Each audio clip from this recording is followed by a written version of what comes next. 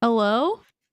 We're here We are here. in a new format, venturing out into a world of potential technical difficulties. So let us know, please, if the sound is okay.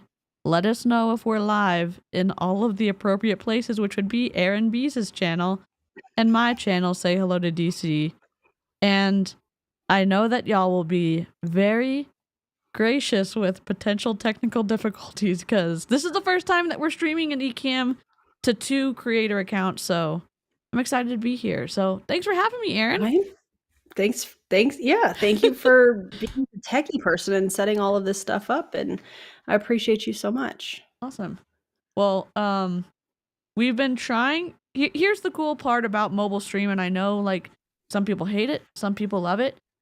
The potential to find people who don't know about what's going on in multi-level marketing is greater right now with this tool that we have.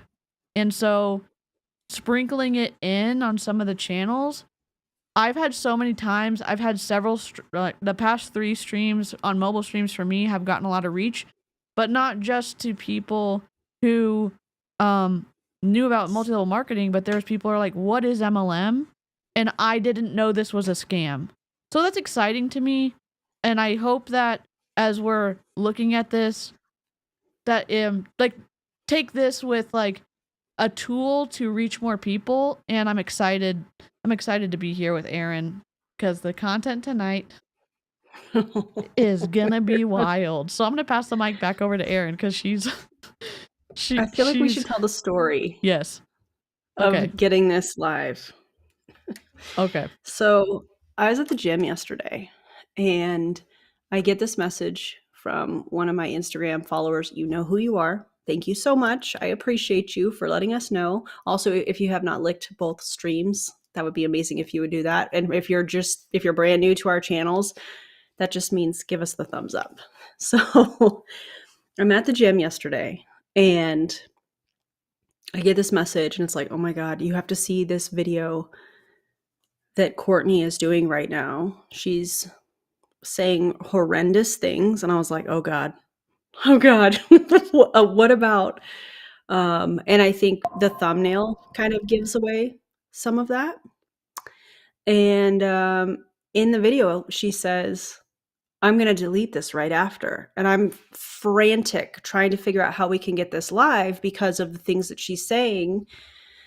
Maybe not frantic, that's a little exaggerated, but I was like, we got to get this video. And so I messaged Charlene and I messaged Lushy and I text DeeCee. I was like, we have to get this video. And so DeeCee was able to get it, which is incredible because as soon as Courtney was done live, and she's being interviewed on a podcast, as soon as she was done with the live, she immediately deleted it. Like so fast. So fast. Yeah. So if y'all don't know, I am the worst texter of all time. So the stars aligned. I had my phone in my hand and I see a message pop up.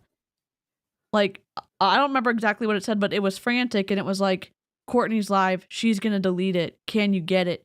And so I scurry over to my computer and I'm like, oh my God, what if she's only live on Facebook? She hadn't finished it yet.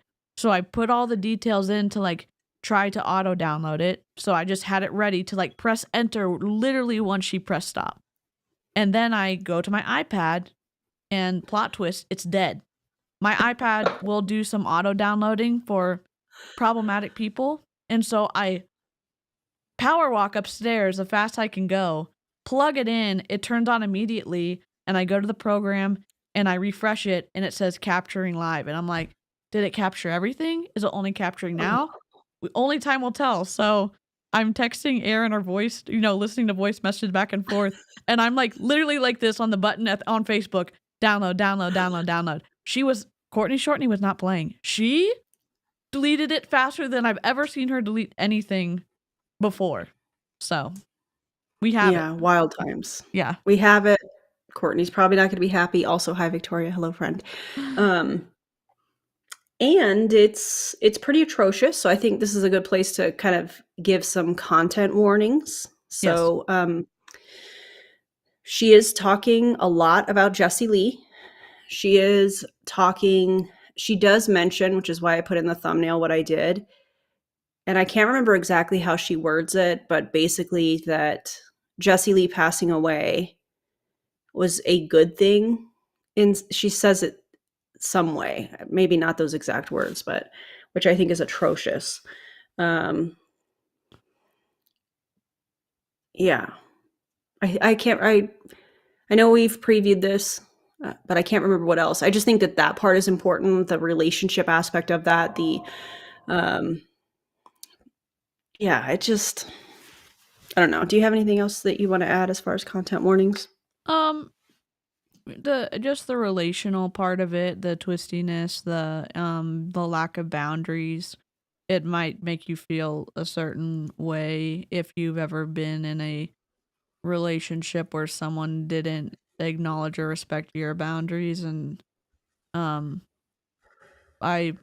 it's just interesting to listen to. It's interesting to listen to from the perspective of this behavior is, in my opinion, kind of leaning towards really unhealthy, and using that also to pull people in more to multi-level marketing is really it gets twisty really fast. I also want to say one thing. Courtney may or may not be neurodivergent, which may make some of the things that she says strange to neurotypical people. We don't know if she actually is or not, but just have that multifaceted approach as we review this, that there might be some things that she says because of how her brain is, which is fine. I have autism. Some of my good friends have ADHD. I just want us to be not the mob, and that's never the way on Erin's channel either, but we're looking at behavior, we're looking at kind of the psychology behind stuff, and we're going to debunk a bunch of stuff that she says on this live. And that's part of the information control we fight against so much in multi-level marketing, because lying or misrepresenting something to create a reality that makes something more enticing is a wrong way to recruit people, and it's dishonest, it's disingenuous. And so that's all. My long-winded trigger warning and caveat to what we're going to be looking at today. And if you're wondering why I was making such strong facial expressions, is because there are so many lies in this video. And are we going to talk about it? Yes. Yep. Yeah, we are. Yep. And if you're new to this stream, we're exposing MLM scammers. That's what both of us do. I need to let Erin do her iconic intro, but yeah, there's a couple of rules on both of our channels. We don't disparage people. We don't diagnose them. We don't do ad hominem. We are spicy yet respectful, and the mods will be bringing the hammers of Thor if necessary. It's just protecting the chat. We are, kind of assertive and stuff like that. So I'm going to pass it back over to Erin. If you happen to be new to my channel, welcome. My name is Erin Bees. I am a wife, a mom, a military veteran. I am studying to be a certified personal trainer, and I spent 13 and a half years in multi-level marketing, healed my way out, and now I'm using all of my social media platforms to educate and raise awareness around the dangers of multi-level marketing companies and the tactics used by their reps. I love that. It's the iconic intro of the MLM movement. I wish mine was that good. I'm DeeCee. I'm an MLM dropout, and I've been battling technical difficulties in multi-level marketing companies since 2022. And we're going to all hope for the best that this stream it's already starting off on a good foot, because we're doing this in a new program. So hope for the best. Yep. So how do you not think your intro is iconic? Because I think it is. Oh, I don't know. I think I just the reason I got out of Young Living as fast as I did is because of Erin. And so I remember when you first got that intro and that rhythm of this is who I am and this is what I'm about. And I'm like, Oh my God. Yes, that's such a good, I think it's just like, it feels nostalgic and it's like, I don't know. I just like yours. I like yours so much. And she Thank is you. the I appreciate queen. it. She is the queen of the shoulder smolder. So we should be able to see memberships come in for Erin. And if so, I will pull them up. Thank you. We're trying to pull up all the comments on the screen as we see them. I can see all of the chat from Erin and my stream. And Erin also has the back end view for her own chat, so she can also comment as well. So correct. Thank you. This is also this good. is new territory. Yes, very new territory. The book Unmasking Autism covers exactly how the MLM model exploits us. I would love to read that. Oh. Stephen Hassan's talked about similar things, but I know neurodivergent people, there's a belief that they're more susceptible to deciding to join an MLM. So, yeah. All right, let's go. We have our other scene. Ta-da! Oh man, brace yourselves, y'all. This is a wild ride filled of word salad, lies, in my opinion, and things that just don't make any sense. Yes. And I guess a quick snark note, a quick recap. Who's Courtney Shortney and how do you know her?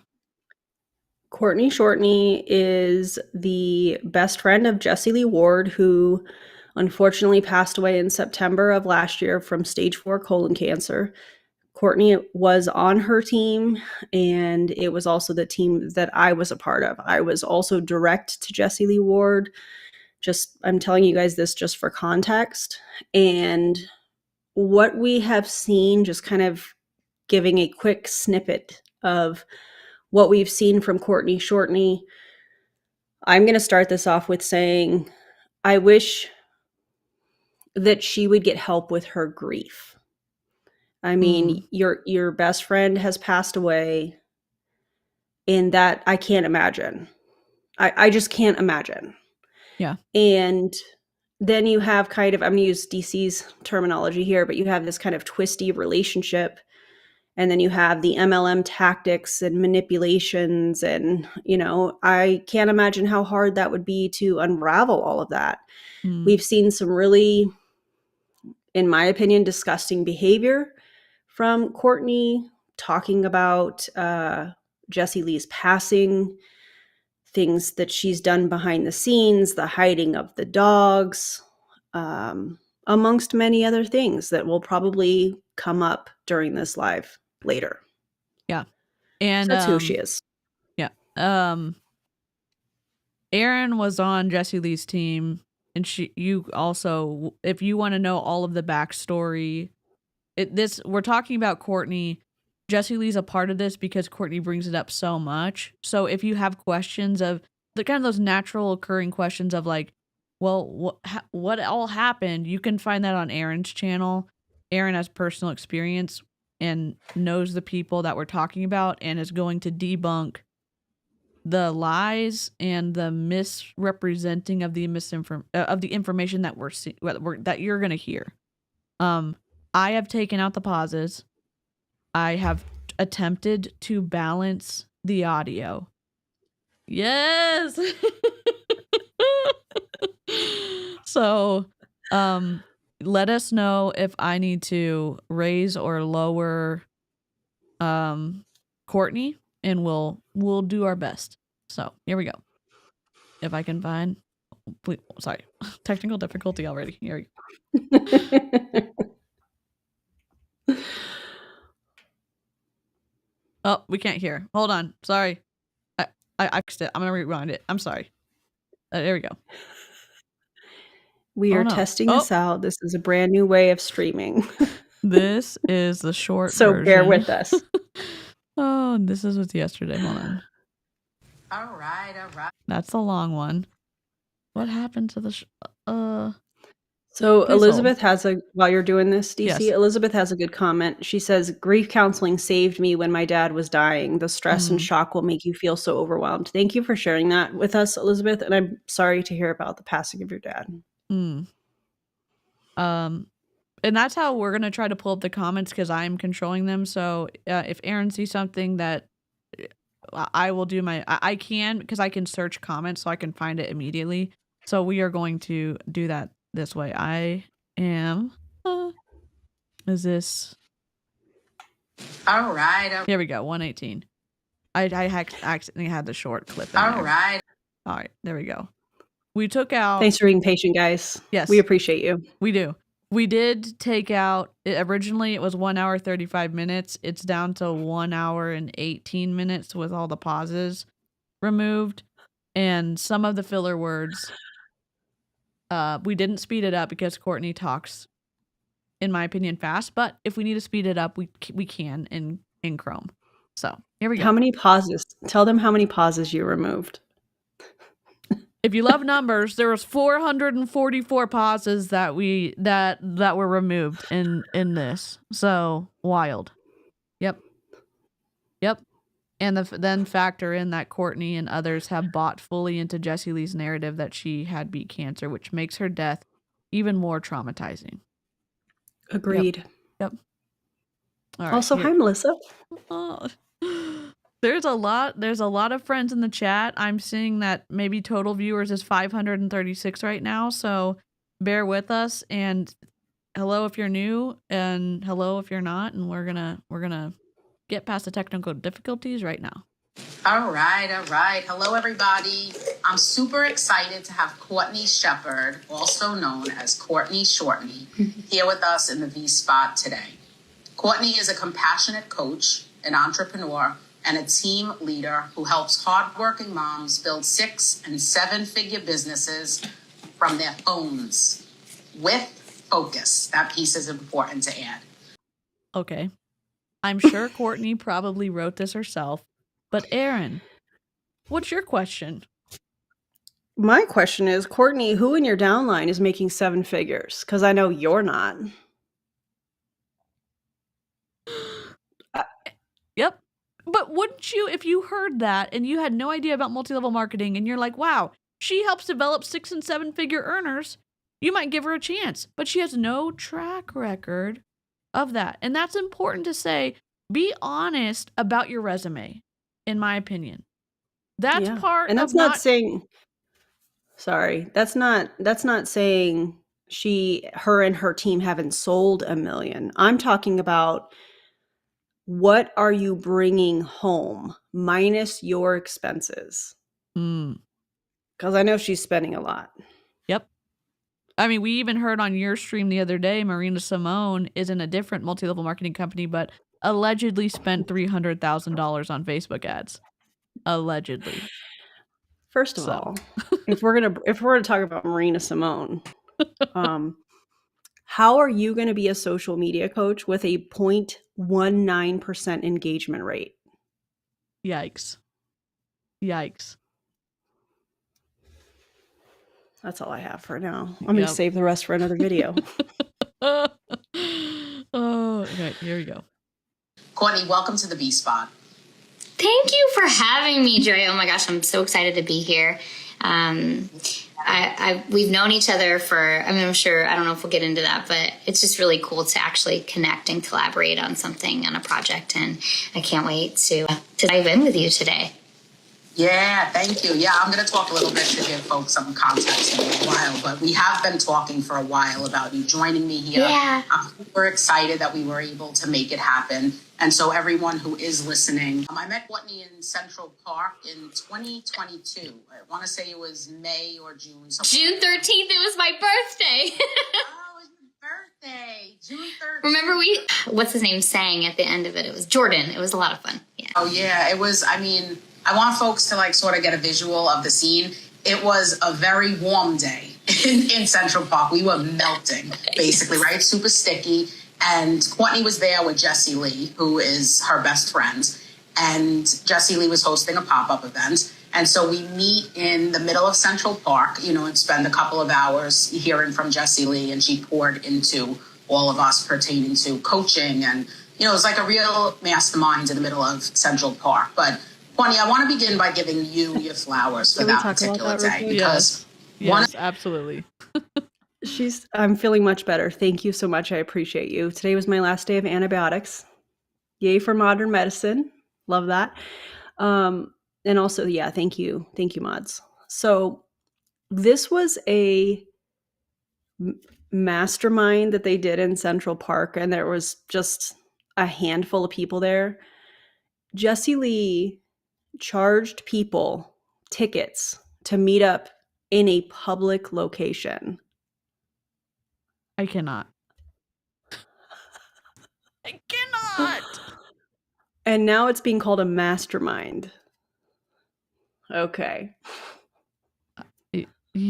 I mean, it's more like a play date that you had to pay for. I mean, it's like we're going to the park and it's not a park you own and you didn't pay for a permit to gather there. And okay. It's okay. Okay. They're paying for a social media picture. Yeah. Yep. Which is wild. Ridiculous. It is. It is.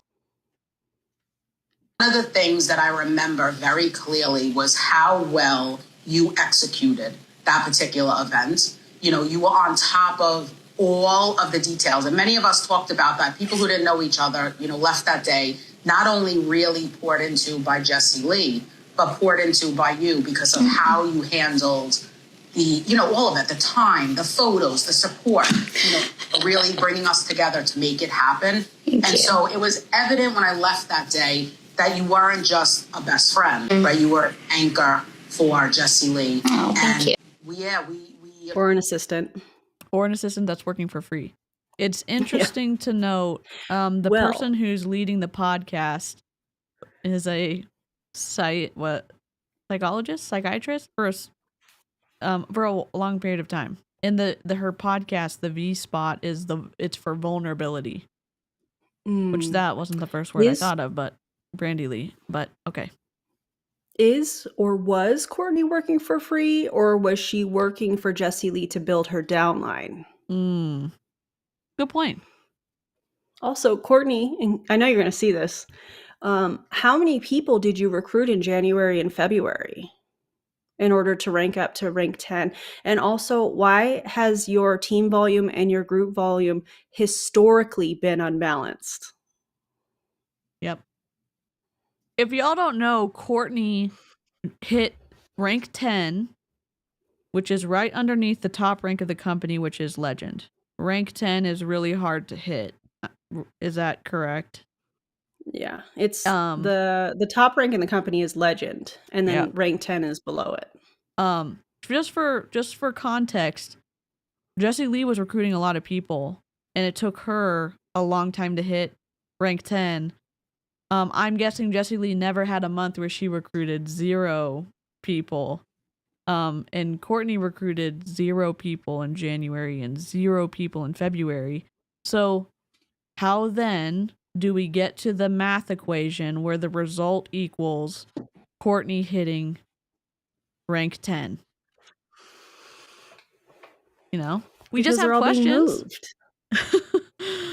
They're all being moved. Sydney, who was a rank 6, I don't know if she hit rank 7, was placed under Bree. Bree, I don't know what rank she is, rank 8 or something like that. Who else was moved? And how do we know that move happened? Because Sydney, Bree, and Courtney all talked about it. I do also know that other people are being moved in the organization because it's being talked about.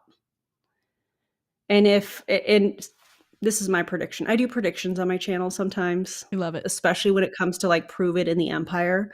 This is my prediction. And if you're a member and you're watching on my channel, you can drop the prediction emote in there. So this is what I think is happening. I think Brian Underwood, the CEO of Prove It, is taking everybody that was frontline, meaning personally recruited by Jessie Lee, and he's moving them under different leaders.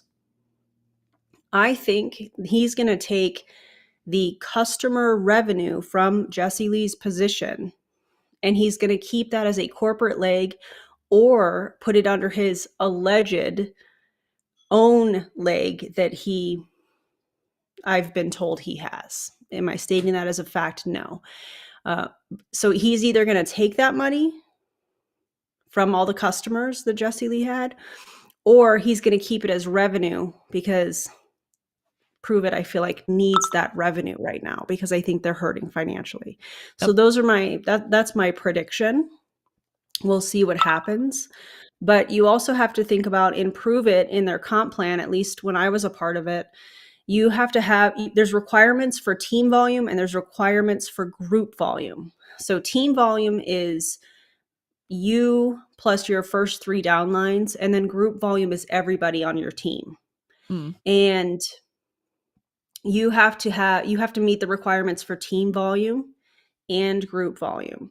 Also, Monica, I love that you're asking this. MLM stands for multi-level marketing. The company that I'm talking about right now is called Prove It, and they sell ketones that you don't need, in my opinion. Yep. Anyways, you have to meet those requirements in order to rank advance. So you have these people that are being moved around, and they're more than likely, in my opinion, being moved into people's team volume requirements, their first 3 levels, which is going to cause these rank advancements. How do I know that? Because I'm pretty sure Bree is direct to Courtney, and Sydney, who used to be direct to Jesse Lee, was moved directly under Bree. So that would qualify, I believe, as being within Courtney's team volume requirement. So I know that was kind of confusing, probably, how I mentioned that, but also, yeah. Yeah, Oh, yeah. I mean, welcome. We got some members. Lisa, welcome. Who else did I miss? Let me see. Lisa DeeCee just became a member. That's awesome. Do we need a shoulder smolder for you? So much. Yeah. Can you play it? Yes, I can play it because I do have it. That's amazing. Wait, let me just avoid the kazoo one. Hold on. Yeah, Brandy will write in the wrong comments one. if you do the kazoo one.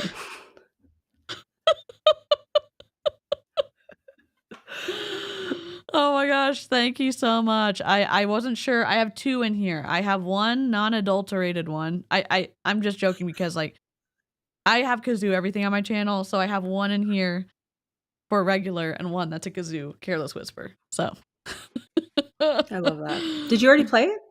Oh, did it not play? Dadgummit. I couldn't hear it. Oh, I know how to do it. Let me do it one more time because I have to add the sound in. Jessica knows I do this all the time. Here we go. We're going to put this behind and we're going to drag it down. There we go. Ready, set, go.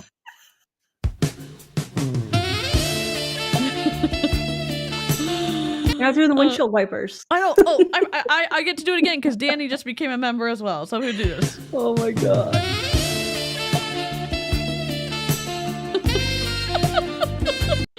Yes, let's go. Thank you so much.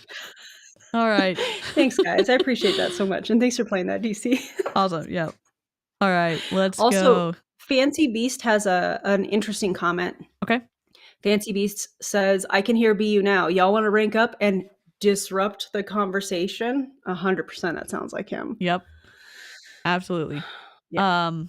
What was I gonna say? Oh, if you're just joining us, we are going to periodically explain kind of basic things that some of our regular users know, because it looks like we are having higher amounts of people kind of scrolling through in the chat. I'm looking at like about 600 people viewing the stream.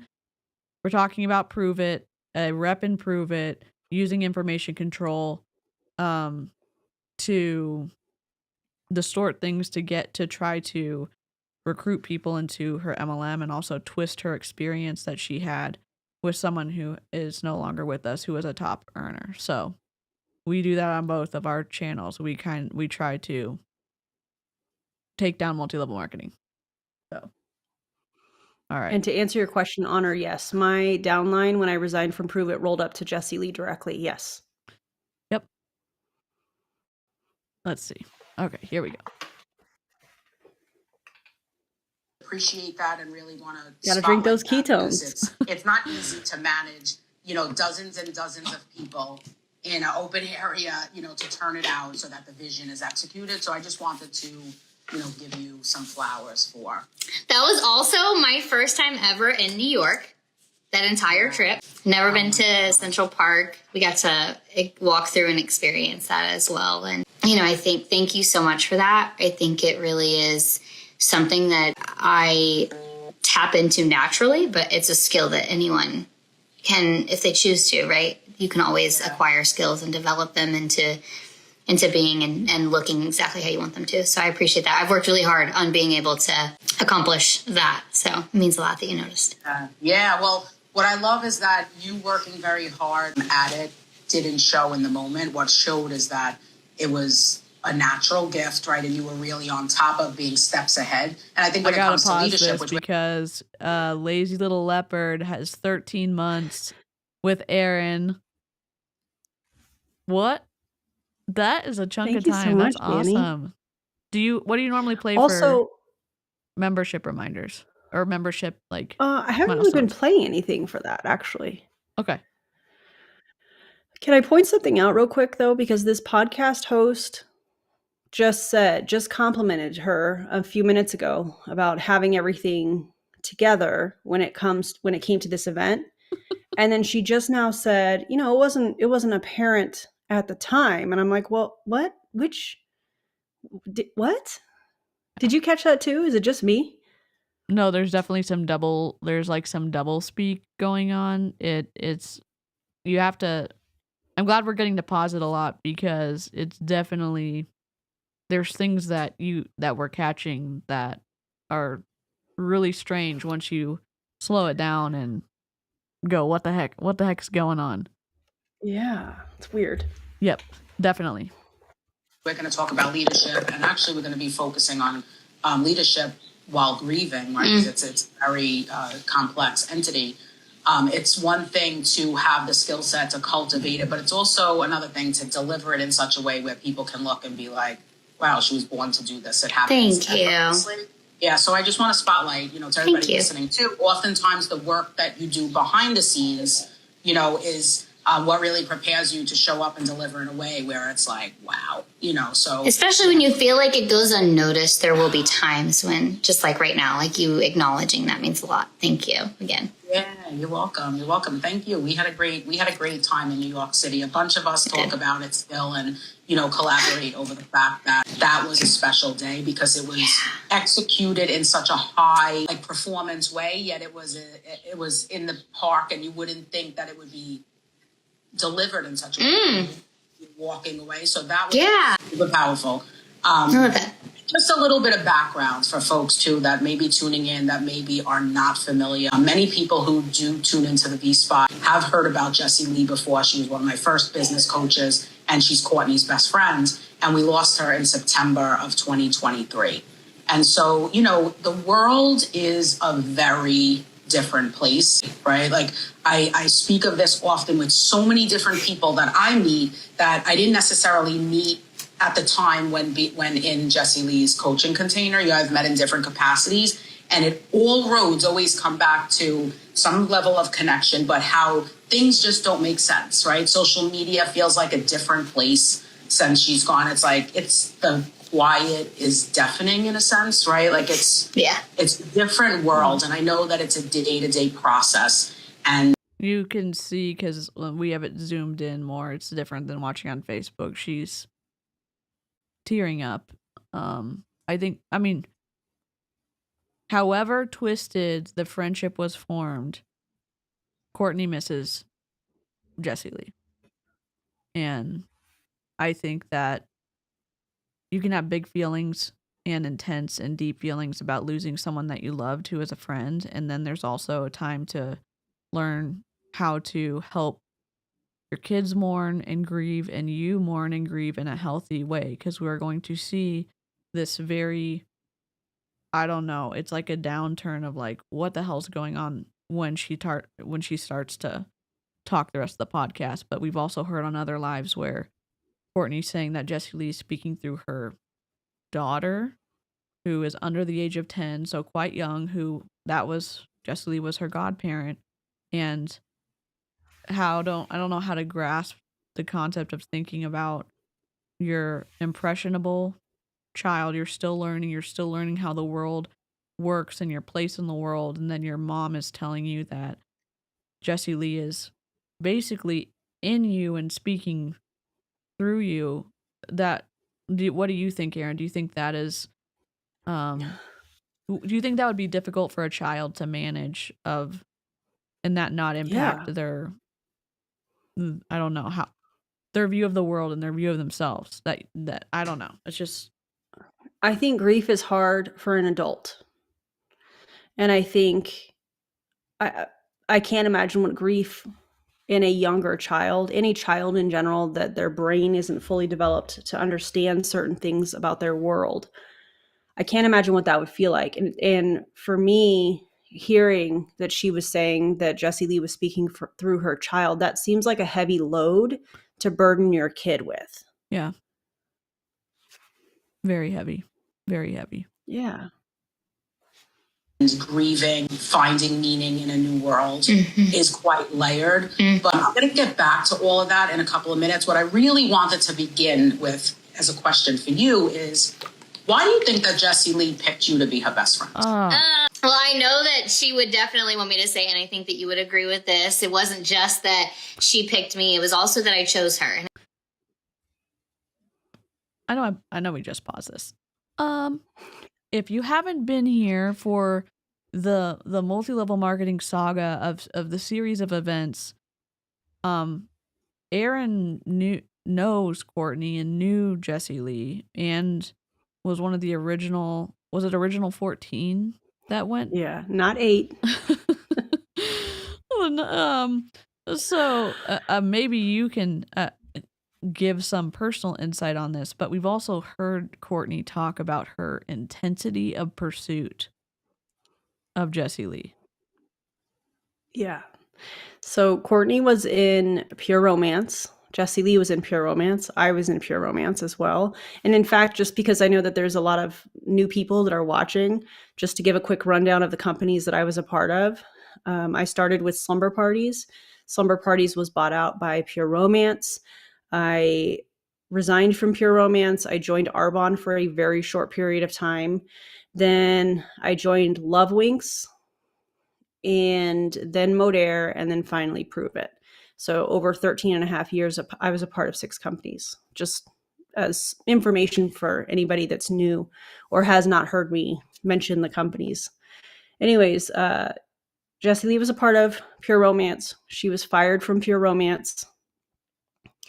And Courtney, I believe, was told to not follow Jessie Lee because she was fired, and who knows the reasons that Pure Romance was giving. I'm sure it was ridiculous. But anyways, so Courtney was like, well, wait a second. I'm going to go ahead and check this out anyways. And so she started following her, and she has described how she went about seeking Jessie Lee out. She uses the word stalking. Yeah. And so it's interesting to hear this podcast host say, well, how did Jessie Lee pick you to be her best friend? And it's like, well, she didn't. Courtney pushed her way in there, essentially. That's what it feels like, and feels like the best way to describe that. And Courtney has this very interesting, competitive, I know her better than anybody, and everybody else is like, all right. It's weird. You know, I don't even know how I can explain that, but that's what it feels like to me. It feels like she is constantly competing, you know, as the end all be all with all things Jessie Lee. And I don't know. It seems odd to me.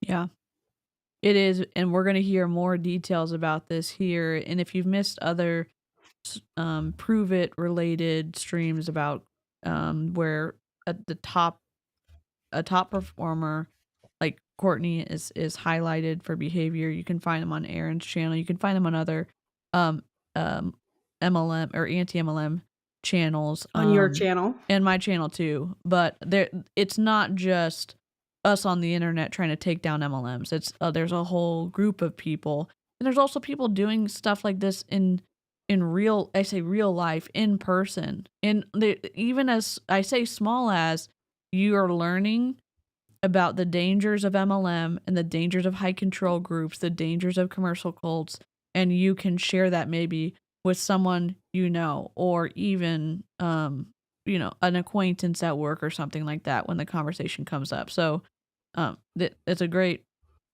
there's lots of people doing really good things. And it's not just on YouTube or whatever, but for those who are scrolling through our streams, we are unpacking the multi-level marketing company, specifically the company this person's a part of is Prove It.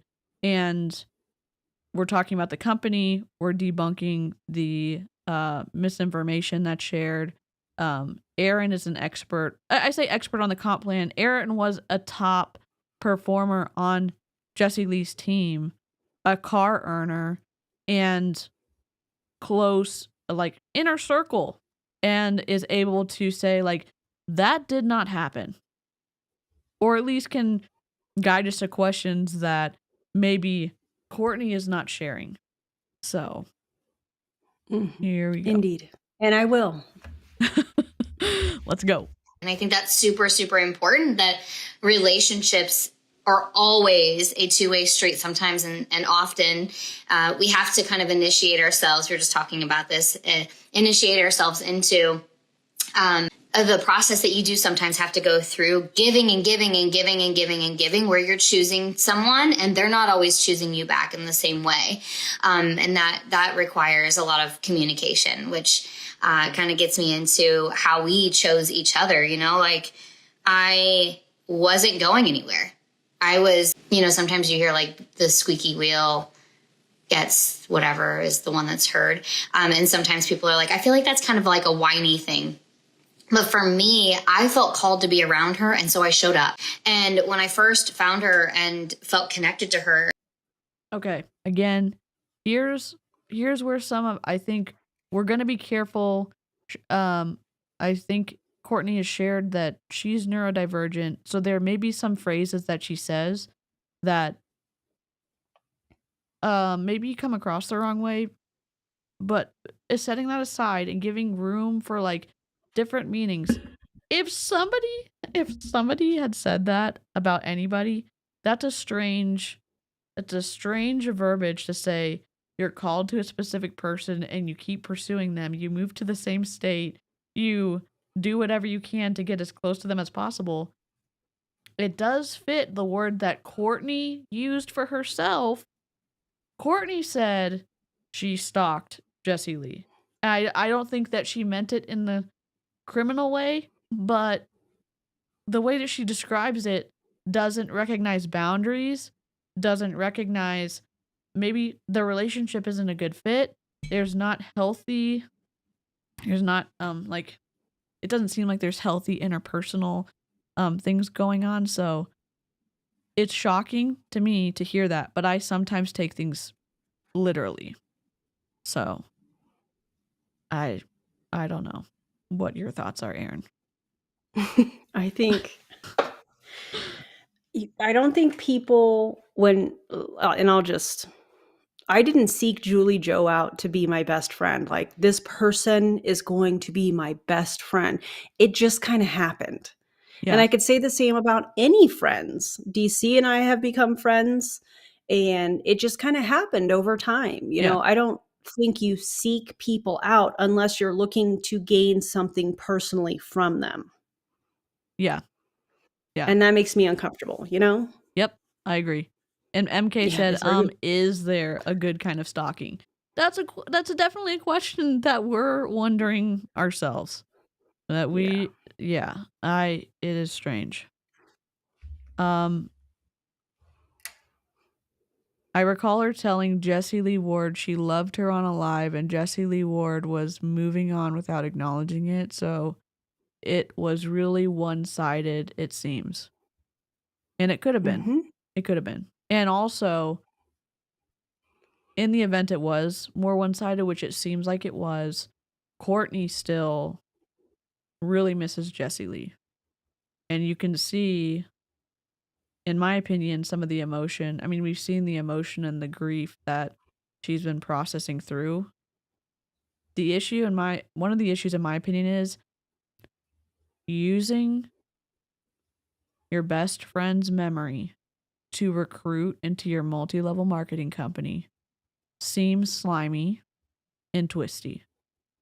That's the nice G-rated way I can say that, because it also enrages me because it seems so disrespectful of someone who's no longer here. I could say the same about Eric Worre and what he did, or Ed Milet and what he did. Go check out Savannah Marie for those situations. But like having your best friends and your relationship be your whole identity, and then using that for MLM and pulling more people into your high control group, it misses the mark. It's awful. It's awful. I was one of those people when I tell the story, because she would always be like, you tell the story. I'm like, yeah, because you didn't know who I was when I knew you. Of course I should start the story. She's like, I like when you tell it. I'm like, because I was the one who like knew who she was, right? And we laugh about it. I mean, I like to try to transition the story over to her, but I found her in 2014 in our first company. And it was all belly to belly, and I found her through a Facebook group. And so her first company had just been acquired, and I had just been like finally having belief in myself to start in this profession, because I saw someone else. For a long time, I kept seeing people that I was like, I can't do it like they do it. And then all of a sudden, I saw some person that was like, if she can do it, I can do it, because we're so different. Like I kept looking at people where I felt like it was. And I'll just be straight. I didn't know this at the time, but it was a reflection of what I saw myself as wanting to show up as. And I didn't feel like I was quite there. So it was this reflection, right? And then until there was this opportunity where I saw someone who was growing in the space, who was showing up as the beginning phases of it and being successful at it, I was like, okay, well then maybe I should start too and give it a try. And if I wouldn't have said yes to an opportunity like Dre and I were talking about in the beginning. Hold on. Courtney, do you hear yourself? To me, this sounds like she was looking for a personality online to try on. Yeah. Which kind of makes sense now, I guess, looking back, because her mannerisms over the last however many years have become more and more like Jessie Lee. The mouth sounds and just different things like that. So it's interesting. Yeah. It is very strange and it seems, if I'm putting myself in the shoes of somebody who would be pursued like that, it would feel very like exposing and unnerving to listen to someone say, I watched you for a long period of time and I knew that we were going to be friends, and the undertone was we were going to be friends no matter what. That sounds not my cup of tea at all. It sounds like there was a hidden agenda. That's what that sounds like to me. Yep. And how can things really like play out naturally if one person is like, I'm going to be your friend no matter what, so I can't maybe have my own reactions to things because I'm going to do whatever would be best received by the person that I'm trying to be friends with. It's like, well, that would get exhausting, but also that is disingenuous, and it's like, you could just be yourself. Now, I say this again. It's difficult making friends. For me, it is very. I'm a little bit quirky. I understand. There's just some things. There's some good things too, but it's like I understand how it can be difficult and how sometimes it is tempting to like not be yourself, to try to make connections with people. But there are people out there who will like you for yourself. And I definitely know it's not in an MLM, and it's not pre-planning your unification with a best friend who doesn't know they're going to be your best friend. I feel that's twisty. icky. It's icky. Yeah. Yes, for sure. Oh my God. Before we started recording, she said yes to starting her own business when it was just really scary and there's a lot of unknowns, and she had no idea like how many things she would have to evolve and show up as. Like, you don't have cheerleaders, all these things, right? And I was constantly pulled and drawn to Jessie Lee's energy. And I thought, everyone feels that way. And I remember whenever she went into her first new company and, like, people talked and they said things in a negative way. And my outlook, my perspective was, there's always 3 sides to every story. Yeah, totally.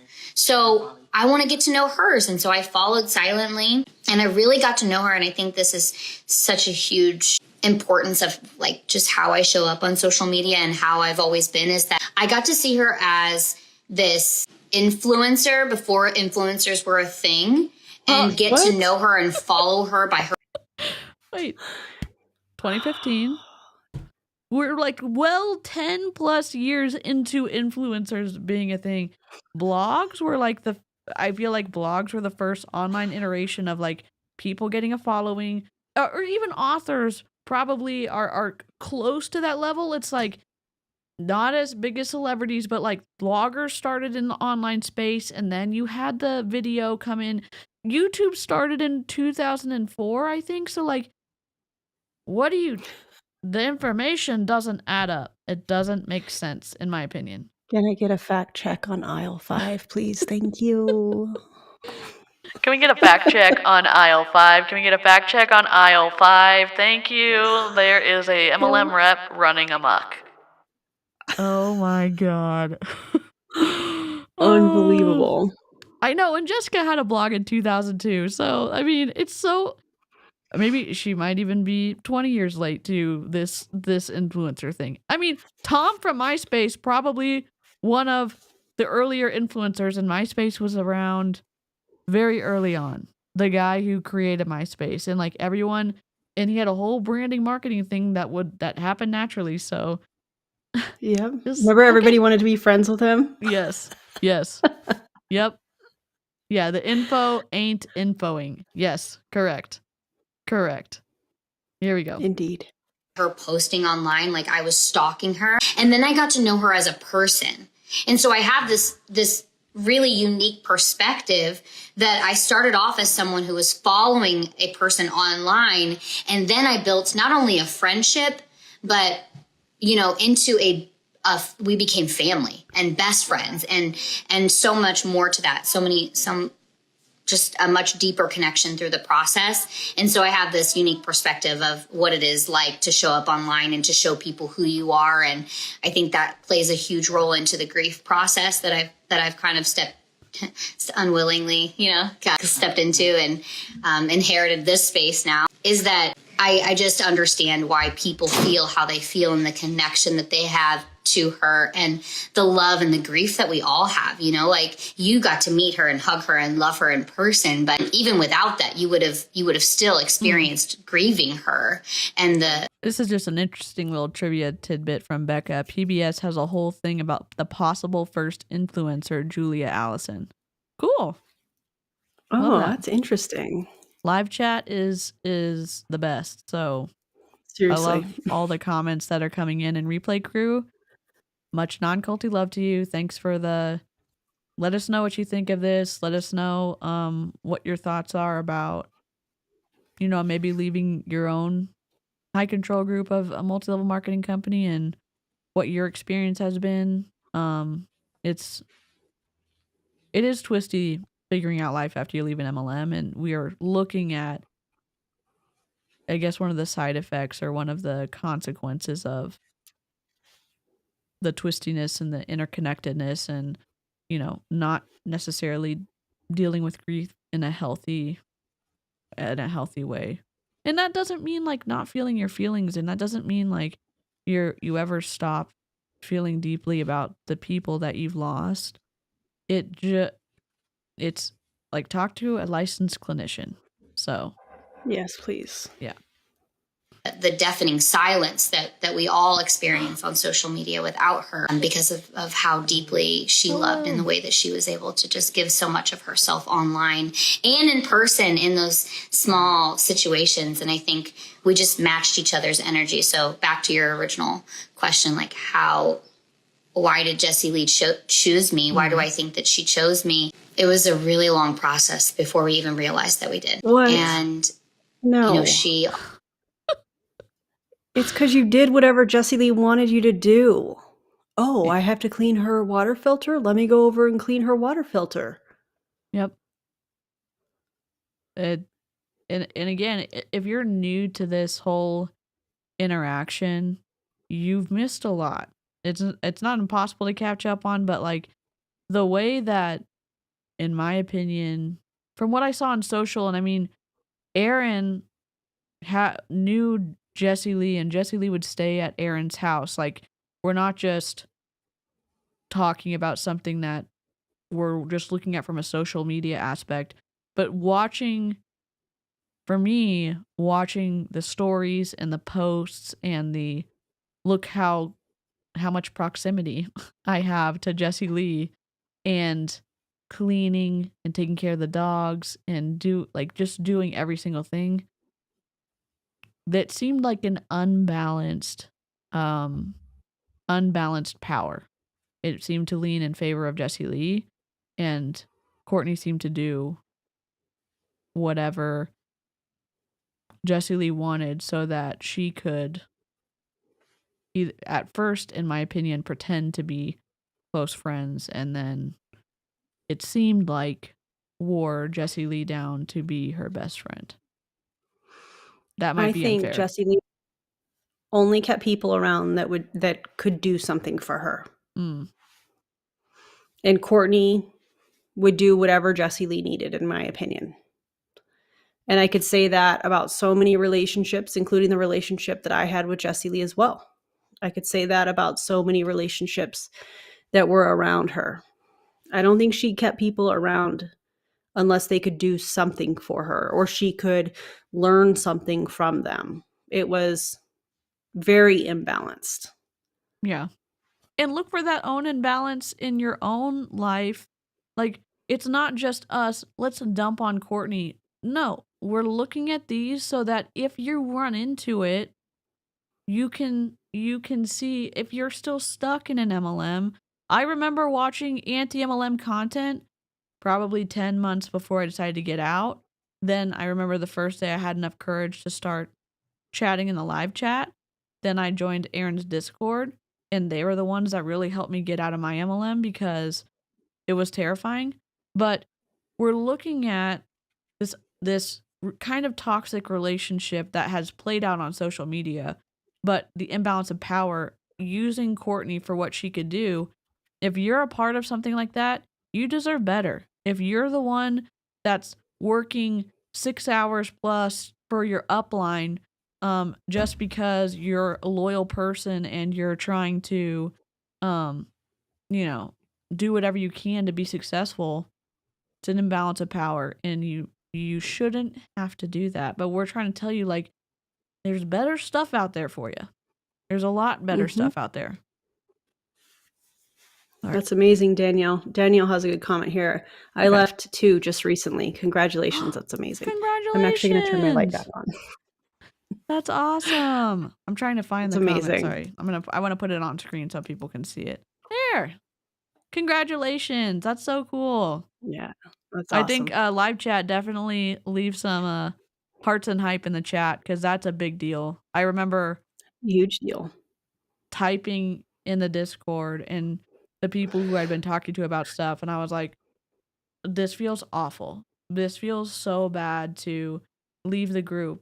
And the way that the way that I left, trying to be up front, and then ended up getting iced out by people that I had been in daily contact with for years, was it felt like the worst, like, echoiest chamber of like blackness, and like darkness is what I meant. And so getting to find other people who had left too, in addition to talking to people in the Discord, I was like, okay, we'll just take it. And you can go to therapy too. It's like, it is difficult if you talk to a therapist and they don't have experience in high control groups or, but work with a professional. So, all right, here we go. Often said, it took a really hard conversation. Whenever she would share that, it was a hard conversation because people had come and gone out of both of our lives aggressively, fast and furious. And we had been on roller coasters where we had been judged and attacked and hated and all of these for different reasons at different capacities even. And it was just hard to let people in. Yeah. And so even when she wouldn't let me in, I still wanted to show up. And I listened to that calling on me that was like... Erin gave me the inner strength to finally walk away from Prove It. Forever grateful. Jerry, that's amazing. Thank you so much. I'm so glad you got away from Prove It. Yeah. Ugh. That's amazing. Oh, go see Jessie Lee. Oh, I want to move closer to Jessie Lee. And by moving here, that's when it really became evident that we were in it for the long haul because we had a really hard conversation. We were really upset with each other and frustrated by each other by how we were being treated by each other. And unknowingly, like so often we avoid those conversations. And in having those, it was obvious for the both of us that, oh, this person is... That's actually my best friend because they're willing. Wait, hold Flag on. on the field. Oh. Flag on the field. Wait, is she saying she moved to Texas to be closer to Jessie Lee? Why? What could that have possibly helped with? I mean, yeah. Anyways. But then they started fighting because they were realizing, oh, we're fighting because we want to be best friends. I don't think that's how that works. Yeah. What? It's like, you think like, okay, 1 + 1 is 2, +3 is 5, but then you look at the answer and they're like -40,000. It's like, how did we get to the best, that like the best friend is status is why we were fighting. Like, I get being able to have upfront conversations with someone you're close to, but also there are some signs that you can look and say, maybe we're not a great fit for each other in a close friendship, and that's okay. It's morally neutral. It's probably even on the healthier side to say, hey, we don't, us bumping into each other's boundaries, or even personalities don't jive. That's okay. That's literally okay. Oh my God. I just can't imagine Julie, Joe, and I fighting and then us saying, oh, well, we had the realization that we wanted to be best friends. What? I cannot. No. Oh my God. It's just, I'm like, it doesn't make sense. It doesn't make sense. It definitely doesn't. Crazy Karaz left It Works. Congratulations. Brandy also has a member milestone as well. Let me grab I think it's definitely something to highlight. Yeah. Brandy says, for anyone struggling with loss, I highly recommend seeking out a complicated grief/trauma counselor if you're able to. Talk to professionals. Don't trauma dump on people. Yep. And thank you for being a member for 13 months, Brandy. I appreciate you. It's the best 13 months that the live chat has had. Because if you're watching and you have not experienced a Brandy Lee comment, you're missing out. So if you're just listening to us and you've never gotten to see the live chat, just, one time on a Monday, Wednesday, or Friday when Erin is streaming, just go meander to the live chat and see what Brandy Lee is saying. Because it's always a wild time. I'll say that. It is a good and wild time. I'm a fan. Yes. Yep. To tell me how they feel and listen. and choose not to seek to understand where I'm coming from. And it was like, we did that for each other. It wasn't a one-way street. It wasn't like just one of us was giving. And to feel safe enough to be able to open and have that conversation. She was like, do you want to talk? I'm like, yeah, let's talk. And we walked out there and we were raising our voices so that other people were hearing us on the other side of the wall and all these things. And like, you know, it's just like, we can laugh at it now, but in the moment it was really uncomfortable. Confused. Were you yelling on purpose so other people would hear? That seems like an odd way to say we were having an argument. Yeah.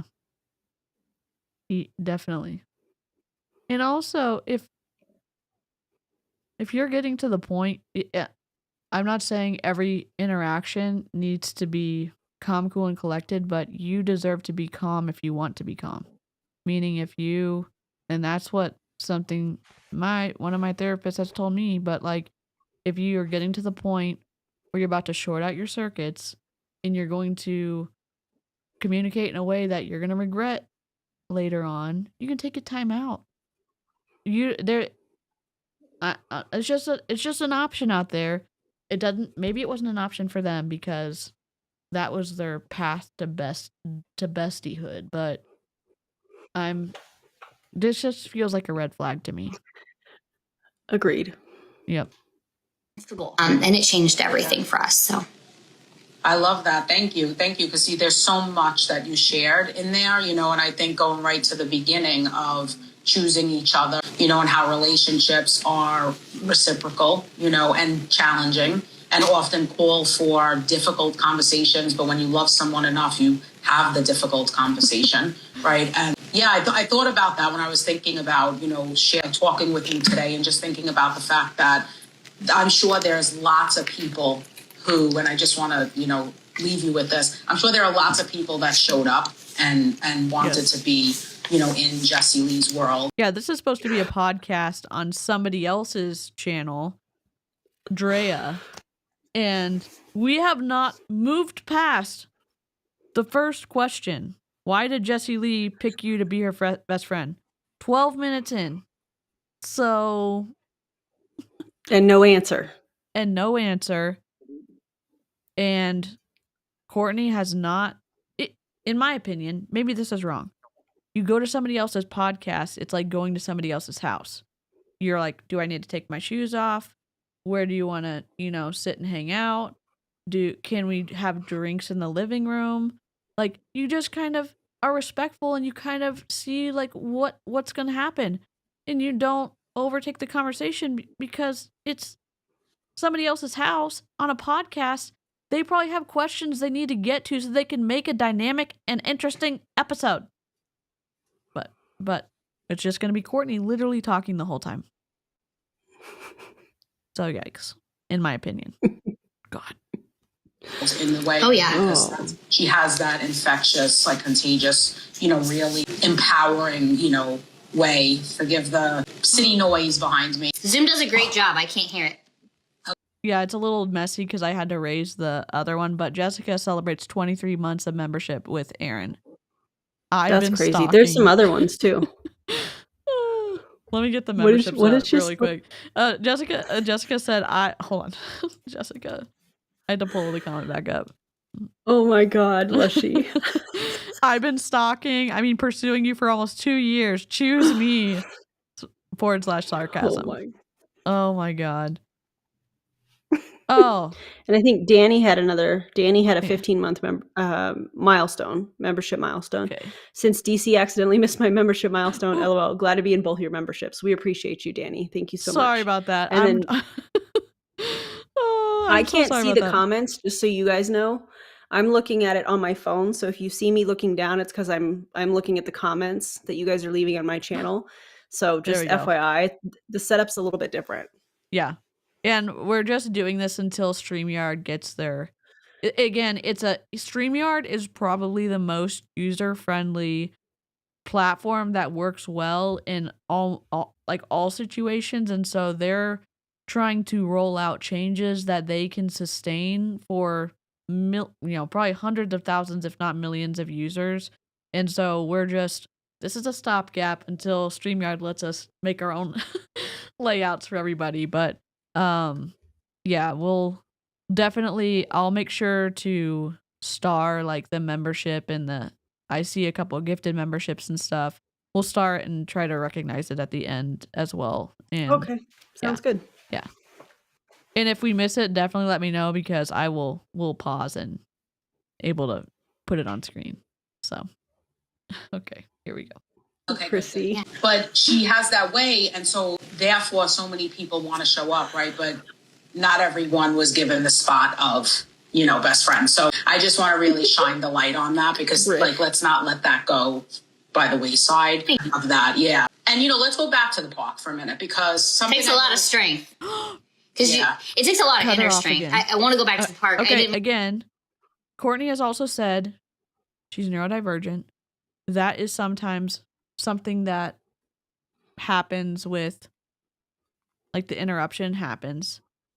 One thing that is strange is that she acknowledges her own interruption and then she continues to talk, which then, with all of her experience on all of the podcasts she's been on, all of the Zoom trainings that she's done, all of her online presence across at least since 2015, it just comes across as inappropriate that you're on someone else's podcast and you're trying to have I think, like Jessica said, a pick me kind of moment. I just think it's rude. Yeah. Yep. I mean to cut you off, but something that you even said there that I didn't fully touch on is that you're going to question yourself when you are alongside of such a powerful person, and you're going to question when you hear them coaching because you've had so many intimate private conversations. I'm sorry. If you just got here, there's been a little bit of quirks with the mobile streams. The DVR is off for the live, meaning watch it from where it's at. And then when the live ends, you're going to be able to replay it. We were trying to help the best viewing experience for people where they could see it as big as possible, not have to exit out to comment. So YouTube's working on it, but you will be able to replay it at the end of the stream. So immediately at the end of the stream. Conversations, you're gonna be like, oh my gosh, they're talking about me. She's literally talking to me right now. She knows I'm on this call. And the more that I start to I had to really reflect and be like, no, that has nothing to do with her or us, and everything to do with how I feel and how I know I'm supposed to show up. And so often. I think we need a shoulder. I think we need a shoulders.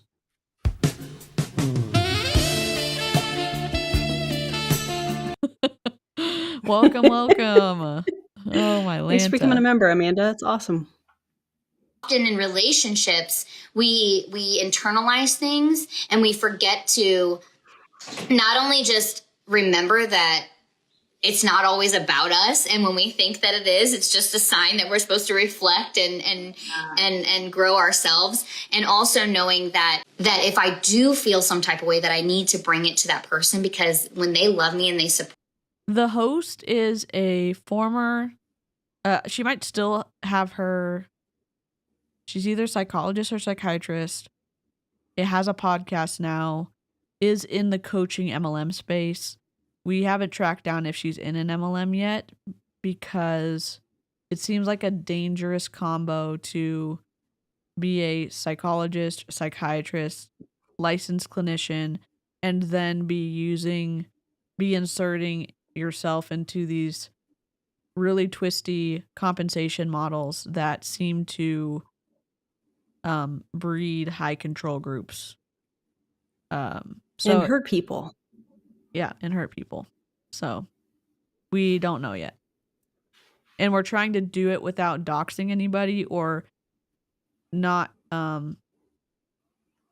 messing with their privacy. She is a public person, but we're just trying to do it and see if there's enough content that's visible to know what MLM she's in. So support me. They don't want me to feel that way.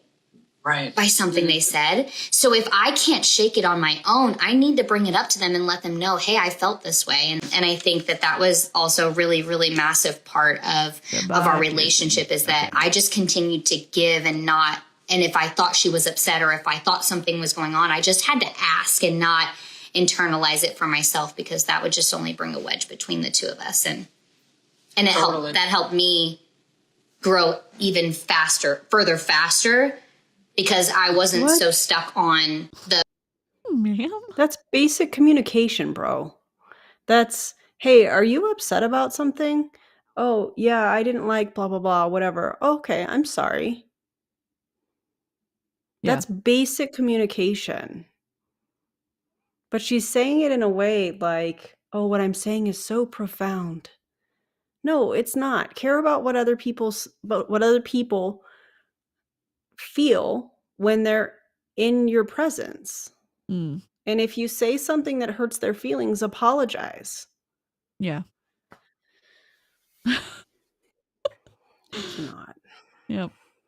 The possibility of something, I was more in the presence of the now, which made a huge difference. That. And it speaks so much to asking versus assuming. This is a great comment. Stacking and placement let her grow further, faster. Let's be honest. That part. Yeah. Oh, Brandy Lee said, Erin, darling, sweetheart, MLMs don't do basic communication.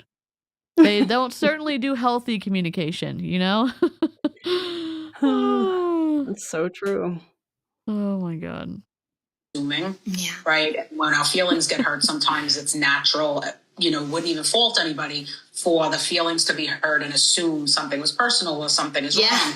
The willingness to ask and open up and have the difficult conversation, if it's a difficult conversation, so that there's a better understanding versus a knowing. Yes, and I have to take the things that I've learned in my relationship with Jessie Lee and apply it to my marriage versus the opposite. Like, what? Because it does. What? You're taking what you learned from Jessie Lee to apply it to your marriage. Are you then taking every single thing you learned from Jessie Lee and applying it to every interpersonal relationship you have? Because, God, I hope not. God, I hope not. First of all, weren't you with your husband before you even knew Jessie Lee? But you're going to take, first of all, I'm just,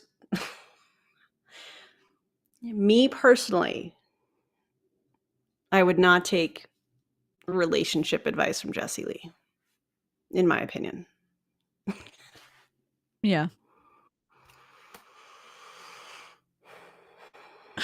That's all I got. That's all I'm going to stop myself right there. The breathing said everything, okay?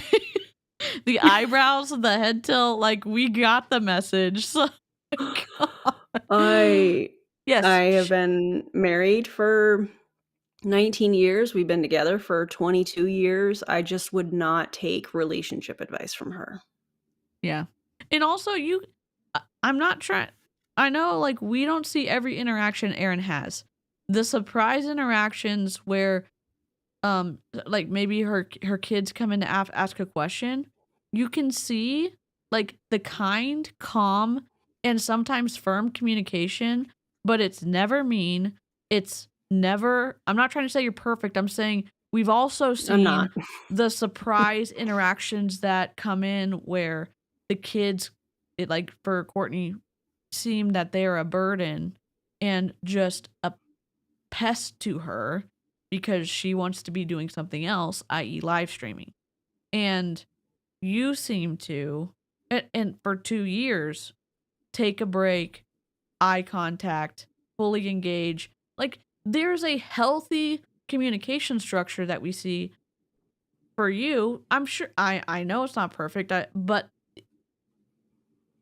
I don't think you could be tricking us all this time that there are lots of healthy things about it, because there's also an openness that your kids feel welcome and excited to come, like, hey mom, this and this, or this is what happened at school, or this is a win I had at this, or that's cool. And I see the healthy things, at least the fruits of the healthy things. Thank you. It wasn't like that in MLM. I'll be perfectly honest, as I always am. when you're in this chaotic, constant grind and you're exhausted and you're trying to get this live done and the kids have stuff going on, it wasn't always that way, but at the end of the day, is this important what we're doing here? Yes. But my kids are extremely important. And if he wants to come in or she wants to come in and tell me something, I'm going to stop and I'm going to listen. And I know that everybody can probably relate to that if you have kids or just have things going on in your household, and I think that it's important to show that because it wasn't always that way when I was in MLM. There was a lot of mistakes that I made personally, being in an MLM and trying to do what I thought was the right thing. And I missed out on a lot of moments with them. And so if they want to come in and tell me about their day or ask a question, I'm going to stop and I'm going to listen. Yeah. Yep. So thank you for that. I appreciate that. For sure.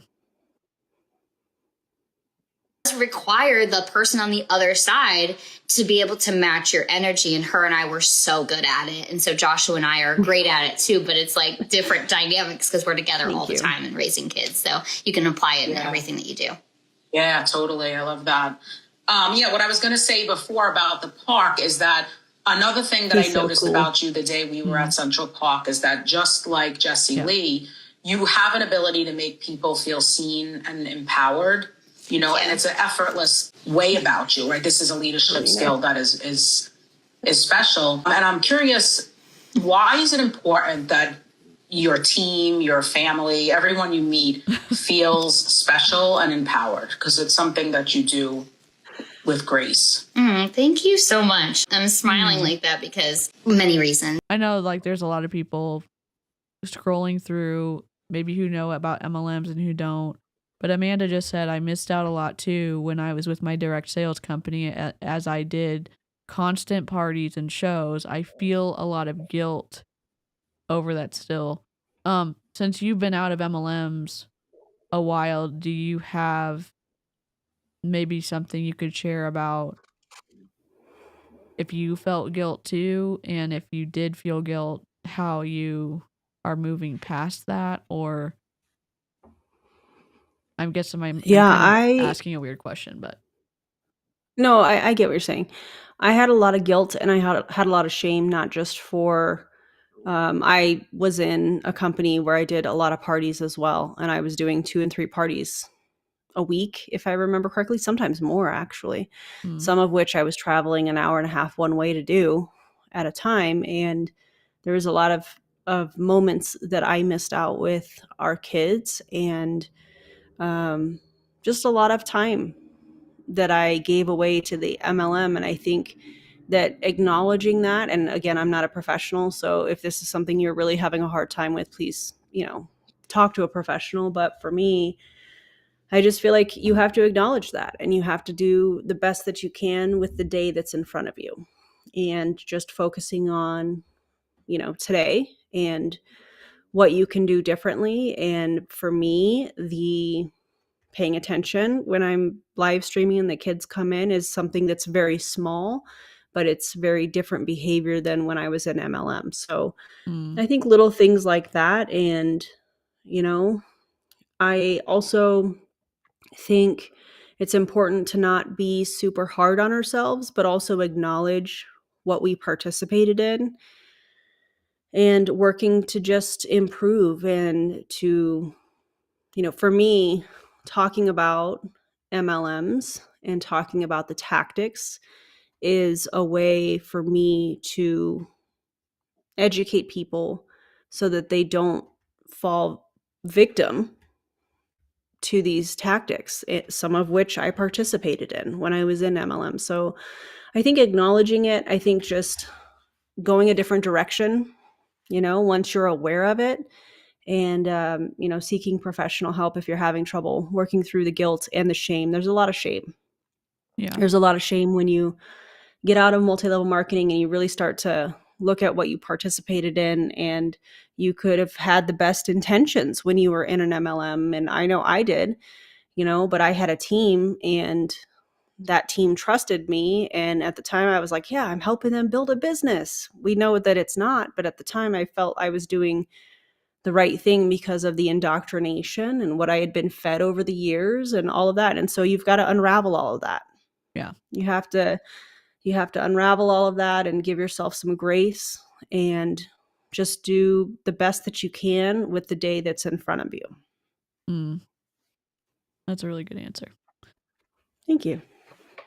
It just makes me glow hearing that, because for the longest time I didn't know what my superpower was. And, you know, when you're asked and you feel like, I don't know what it is, keep reflecting on it, because eventually it will come to show face, especially the more that you get around other people.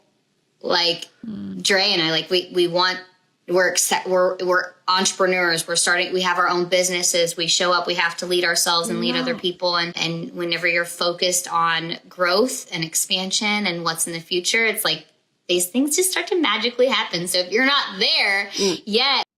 So are things magically happening because allegedly maybe a CEO is stacking people underneath you so that you are ranking up?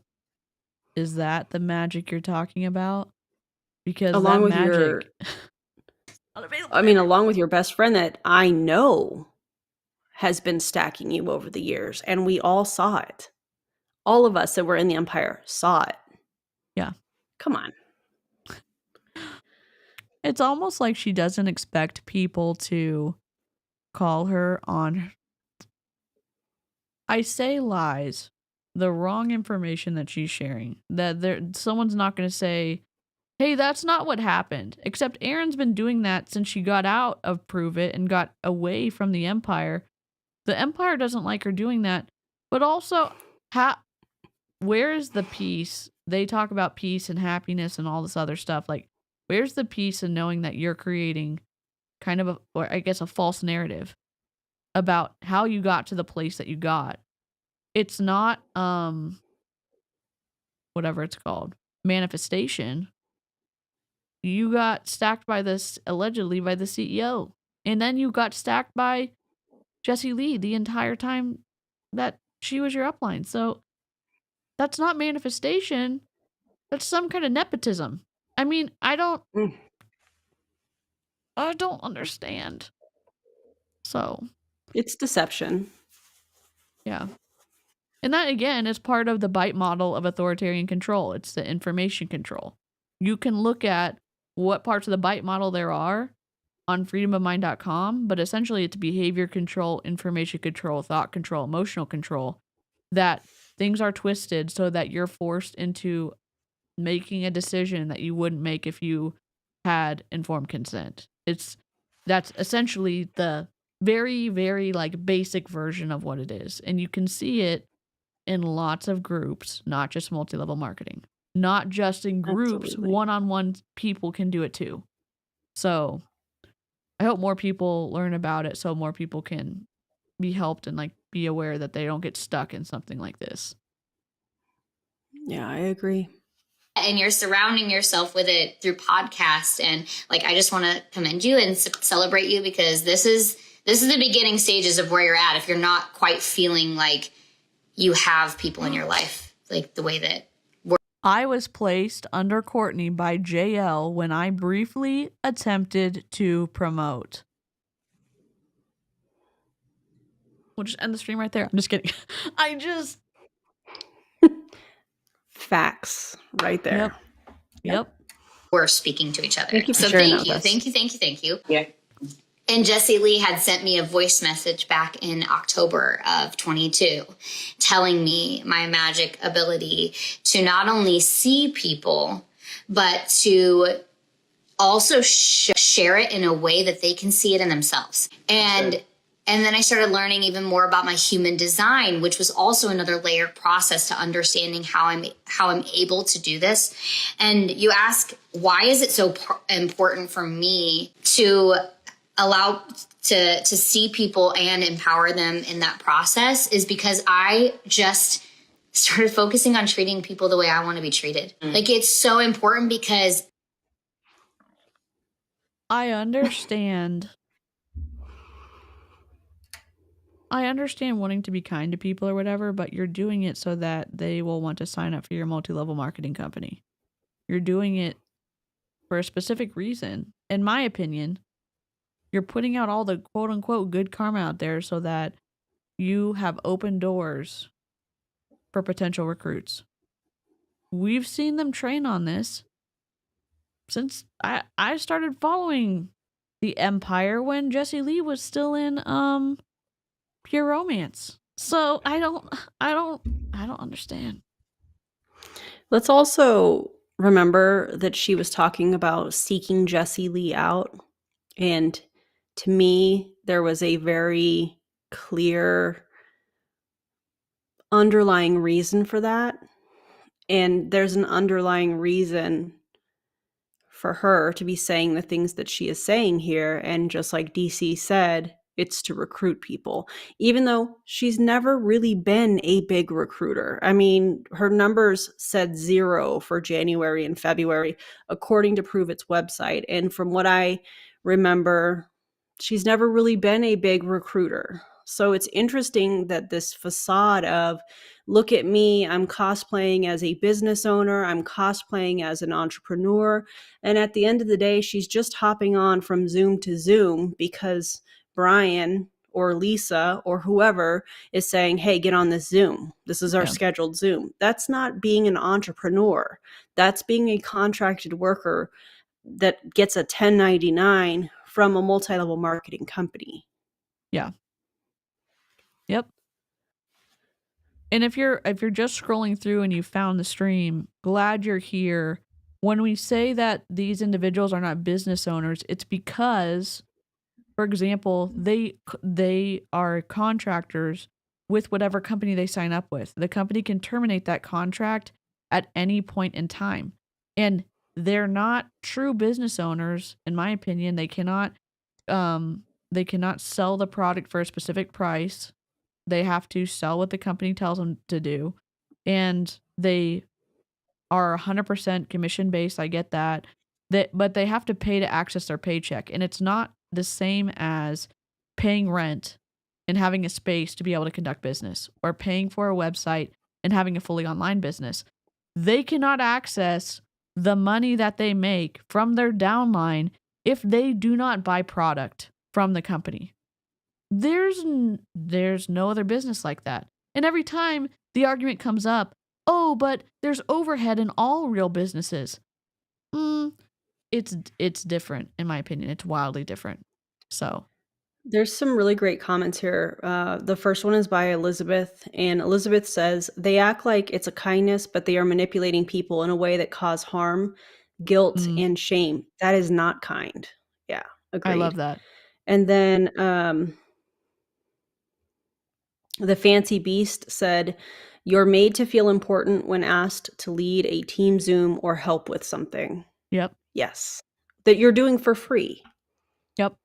And when you stand up for yourself, or you want to leave, or you say, this is not healthy for my family, the finances don't make sense, you're made to feel very small and like you're the worst person on the planet.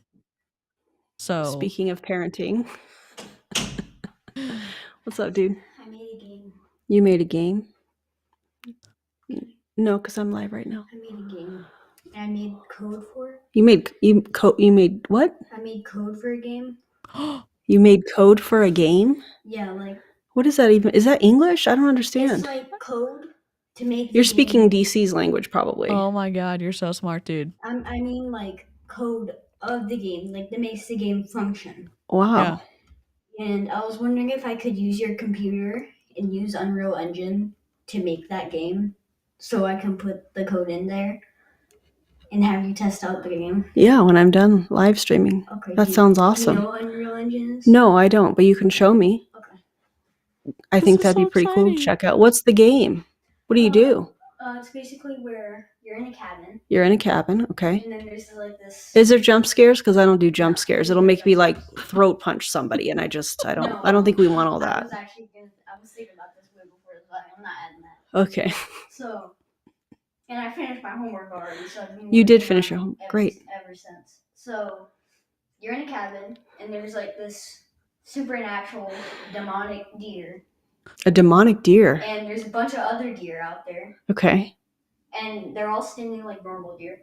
And when you aren't looking, the deer's going to stand on its hind legs and walk towards you. Oh, that's terrifying. And then if you don't look at it, when you look at it and it's almost there, it's going to go. And it's going to disappear. Okay. And then, sometimes your windows will open and you have to close them. Mm-hmm. Or else the deer can get in or you can die from freezing. And sometimes your power will go out. That's crazy. You did all this? Yeah. That's crazy. I can send you the code. Okay, well, let's do that when I'm done with the live stream. Is that okay? Yeah. Sounds crazy. Wow. I made 2. Did you do all your other stuff? Okay. So you're saying your kid's a genius? Is that what I'm hearing? Was that even English? I didn't understand half of the stuff he was saying. I'm so impressed. Holy guacamole. Code is my love language. Oh my god. So basically, Halo looks like it looks. We can see the visuals. We can, see the people. What he's done is he does the back end stuff, the code that is showing us the visuals and like the interactions and like what happens when you do stuff. So like the brainy part of all that stuff. That's like your territory, DeeCee. That's definitely not my territory. I mean, he's way smarter than I am at this. Avery sent something, I think. Oh, KD. Oh, that's so nice. Funds for Gavin's game development. Oh, my that's so god. Thank and Avery sent something too. Funds for Gavin's future development ventures. See, that would be a true small business. Gavin having a game design company, true small business. MLM reps, not absolutely not so much. Yeah. Thank you guys for that. That's really kind. I appreciate y'all. I'll tell them after I get off here. I think we need some merch for Gavin's game design. I think Avery. Oh, that's a good idea. That would be awesome. I would totally buy that, like a bit style of, I don't know. I have something in my head. I'll talk to Avery about it. Okay. Put it up. That would be cool. Oh, you guys are so nice. Thank you so much. Oh my gosh. I'll make sure that I give him the money for this. Oh, that's y'all cool. are the best. That's so he's gonna be stoked. When you're first like learning how to do stuff, and when you first get your, I don't know, like your first money towards something, like it's very exciting. Oh my god, this is incredible. That's for so Gavin's nice. coding endeavors. I want to see the game when it's ready. Maybe I can do like a community post or something. And I don't know if that would like overwhelm it if a bunch of people got on at the same time, but we'll work on it. That'd be awesome. When I say we, I mean he'll work on it, and when it's ready, then I'll post it in the community tab, because that's not my language at all, but I think it's pretty cool. Oh, Take said, I'm an indie game developer. Props to your kid. He's a genius. Oh my God. Thank you. That's so amazing. Cool. That's amazing. I know how good it feels to have to be seen, to know that like. I'd totally love to play his game, Erin, if he's open to it. Would be cool to share it. Okay. Oh, awesome work, yeah, Gavin. Thanks, guys. Put this towards your programming. That's so cool. Thank you, guys. That's incredible. So cool. Incredible.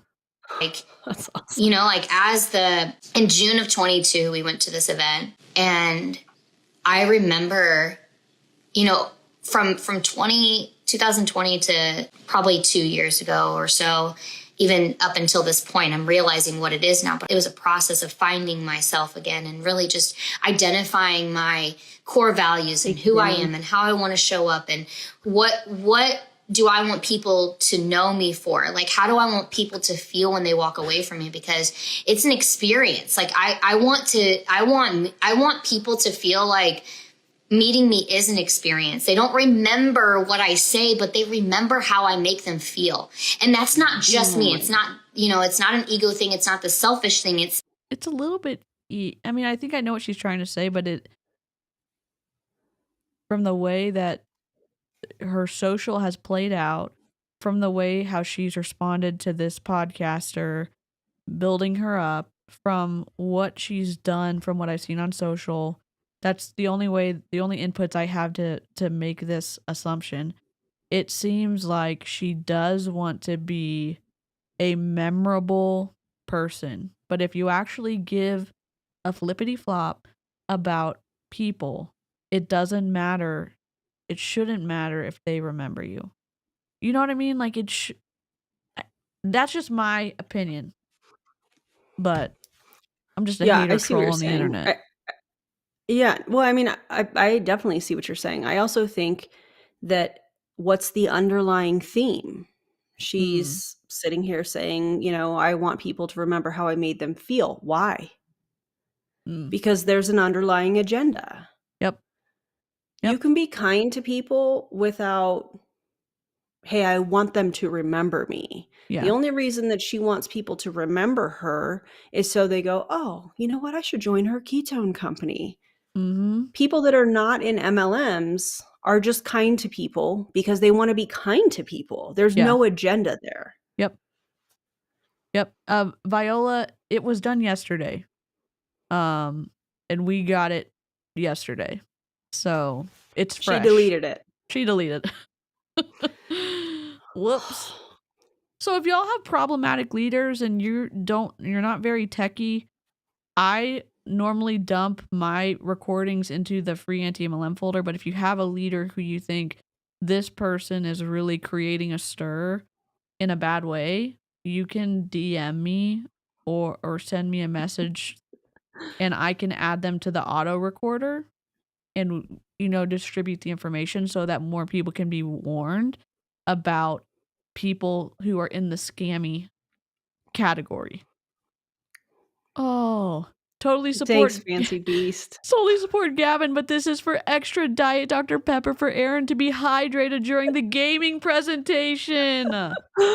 Oh my God, thank you so much. I love it. This is incredible. When you're genuine, people appreciate and respect that. When you're forcing a sale with a fake smile, people run. And you have to remember, if you've never been in a multi-level marketing company, you are taught that everybody is a lead.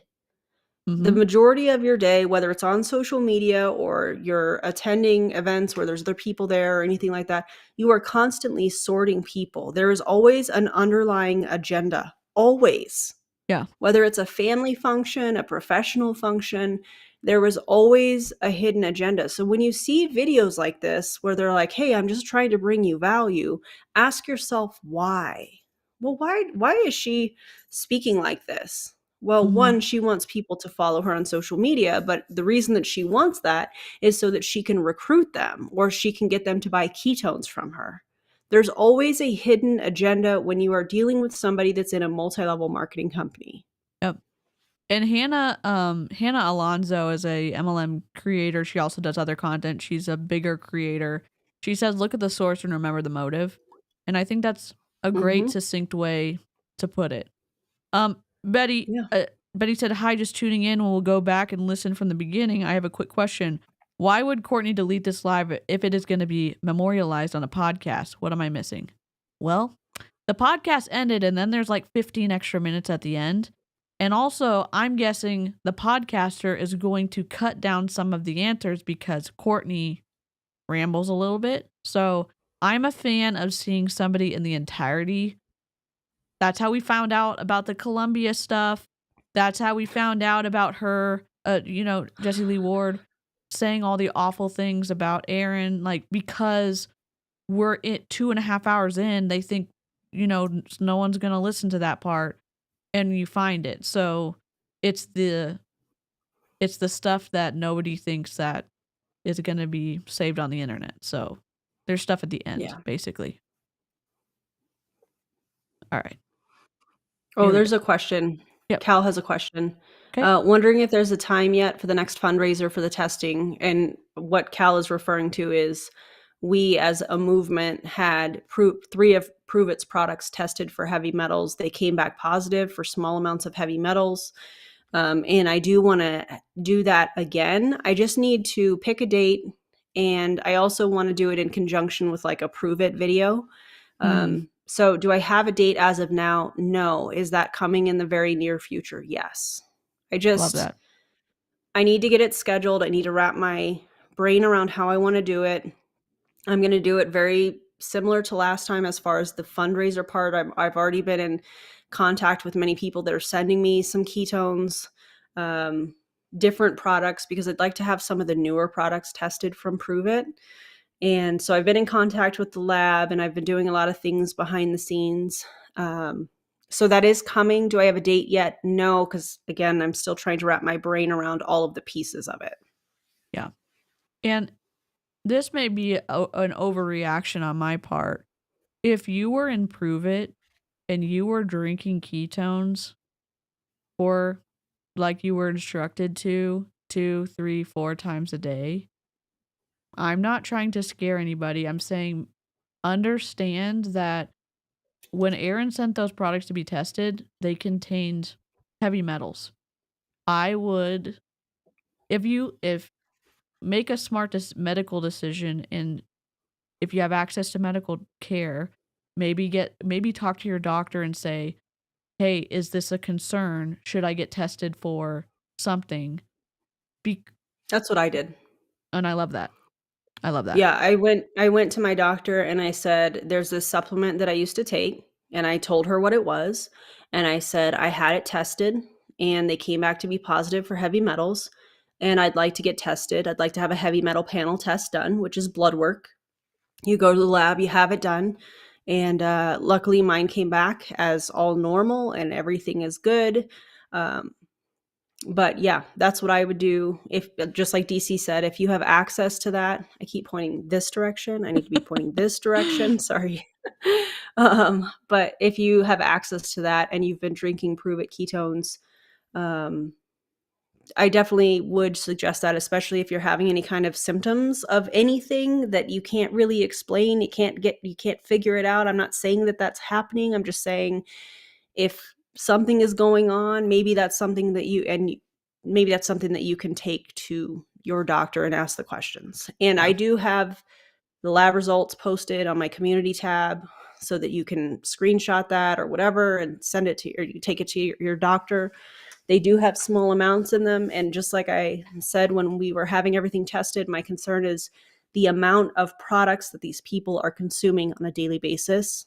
Yep. Even if it's a small amount of heavy metals, as the lab results showed, it's the quantity that people are consuming and how many of those products have heavy metals in them. We don't know yet. We haven't obviously tested all of their products, but yeah, that's my concern. Yeah. Remus said, hey, Erin, you don't have to answer if you don't want to, but where is that video of the guy who made a live about Jessie Lee's death in her chair? Because that was the most wild video to me. Oh, that was Aviram. That was her boyfriend. So could Remus type in Aviram and your name and get the videos that would come up? Oh, you can find that one, I think, on my channel. And I think it's titled something like He's in Prove It Now or something like that. You should be able to find that on my channel. Cool. I believe. Yeah. Also a donation from Leo to Gavin for his game. Oh, that's so sweet. Thanks, Karina. Give Leo a squeeze for me. That's amazing. Oh, go Gavin. We love to see it. Gavin's going to be stoked. He's going to be so excited. I don't even know what we're up to here. I can send you a screenshot because they're coming in. We've got, okay. Yeah. I guess I just want to get the cash and give it to him for this. Cool. So sweet. It's that we have that in all of us. And the which guy? The joy guy. Oh, that Maggie just said, I thought it was the joy guy. Oh, Avery Joe got it. Oh, what a boss. Thanks, move, Avery. I know. That's awesome. It's amazing. It's awesome. I owned it. Thank you. I owned it for myself. And with this really comes a lot of initiations, because you will also trigger people and they will feel like you're fake. And that's it's the lightsaber guy. Yeah, the joy guy. The bubble guy. Yeah. So Avery linked the one with Avi, and I think we'll take a look and find the one for the lightsaber. It's only a reflection of what they're facing, and you have to let that go and just keep owning throughout it. Who am I and how do I want to show up? And so when I would walk away from people that would lock eyes with me, that would shake my hand strongly, that would leave me feeling like that they would really listen to what I was saying and they were seeking to understand and asking me questions, I was like, that felt so good. I want to give more people that experience. And so I lock eyes with people and I just own that this is an experience. And I want you to know that you are magical and you have gifts to provide this world. And you are such a unique being that there are things that only you can do. You have a mission. I mean, Jerry, you know, you have a mission. You have a purpose. It's why you answered that calling and you quit the 9-to-5 and you're like, I'm going to figure this out. And you said before, like, if I would have known all of the challenges that I would have faced, you still would have done it. She said she's like, I don't know if I would have. Yes, you would have. Because you're not the same person. Because we have to be, you wouldn't have been able to take your walks. Right. And go live and build this community of beautiful beings. Like, and I just remember all along the way, I'm learning, like, if you only need 100 super fans to become as successful as you dream yourself to be. I love that. 100 people that really love you. And I'm like, you just have to find out, who do you want to be? How do you want to show up? And what experience do you want to allow people to feel when they walk away from you? And that's Cal said this is for Gavin, but I'm kind of curious if he's using Python, .NET, Java, JS, and I'm really curious to see what he's messing around with. I have no idea. Gen Xer here. Hello. I am okay with technology, but I am constantly learning. And you're a quick learner. You're a very you pick up stuff really fast. Libby, what in the Katy Perry Pinterest quotes is this? This is Courtney Shortney, a prove it independent contractor, and who just got stacked to a promotion of rank 10, and we are listening to a word salad and also a very a very telling unhealthy response to grief, and then using, in my opinion, her best friend's death to make money. Which is wild. Oh, I'm sorry. No, you're good. This is the motivational speaking part of the podcast. Do I think everybody has gifts and talents? Yes, absolutely I do. Do I think that people have purposes? Sure. I also think that not everything needs to be assigned a meaning. And when you're in an MLM, everything has a meaning. Everything. And in fact, when DeeCee was editing this stuff, hey, Vin, I have something to tell you. Hang on a second. When DeeCee and I were planning this and working through all the stuff that needed to be done behind the scenes, she said, I cut out 440 gaps or pauses, I think is what you said. Yeah. And I was like, do you remember what I said? I think Jessie Lee would have loved that number or something like that. I don't remember exactly. I would have been what like, yeah, Courtney would have assigned angel numbers to that and been like, it's a sign. Not everything needs to have a sign. Not everything, sometimes things just happen, I feel like. And I know everybody here has different spiritual beliefs, and I respect everybody's spiritual beliefs. But these types of spiritual beliefs, when you're in a multi-level marketing company, are used to manipulate people. Like, see, you're on the right track. Keep going. That's, yeah. Yep. Gavin, somebody on the live, I think Cal was who was asking. Yes. Cal wants to know. No, I don't want you on camera though. Cal asked what you're using for coding. What does she mean? What do they mean? I don't know. Yeah, they. Like, are you using Java? What are some of the other things? I'm using Java code. Java. Oh, let's go. That's awesome. And also, what's that? No, like that's good. Oh, you got more. Do you want me to tell you the amount? Yeah. 15, 20, 25, 30, 35, 40, 45, 50, $55. Hold on a second. 55. 55?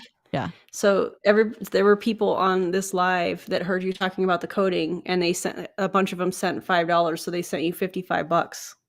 No way. Yeah. What do you Thank you.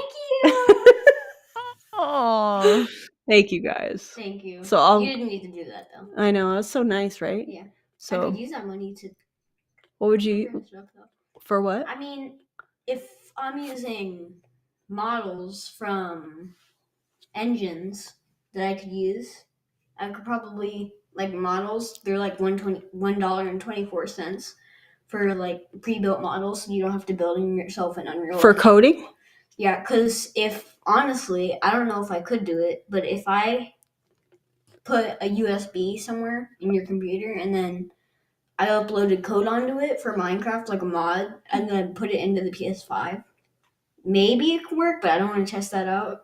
So You don't want to mess with your PS5. You'd have to research that, I think. yeah, I'd research it, but that's well, that awesome. sounds I mean, cool. I don't have the deer model yet, like for the spooky deer. So Yeah. I don't have the model for it yet. So I need to make that in like Blender or something. But that's Okay. pretty much it.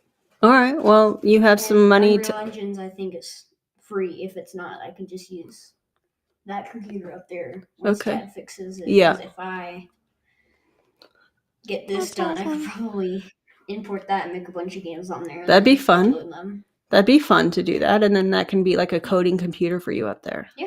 Yeah, I think that's a great idea. And then you have money that you can spend. They sent the money for coding. That's what it's to be used for, not PS5 games. I know. Okay. Oh, All right. Well, what would I use it for? I don't know. Go check it out. Go think about it. Maybe do a little research. Yeah, I'm gonna scratch me right here. Are you okay? Is there something in my eye? No. Let me see. This eye right here? No, I don't see anything. Nothing? No. She's Okay. like, it feels like she scratched right here. Like right here. Yeah. Are you okay? Yeah, Eyelids she are kind of sensitive. Oh yeah. She's trying to give you a love. Okay. I'll talk to you when I'm done. Okay. Okay. They did not have to send 50. I know. That's so nice. That's he's so sweet. Thank you. 11 people. 11 people. 11 people. Wild. Wow. So cool. Thank you guys. Okay, sorry. No, it's the best. It's the best. Oh my gosh. There's so many comments coming in.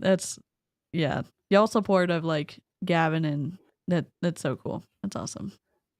All right.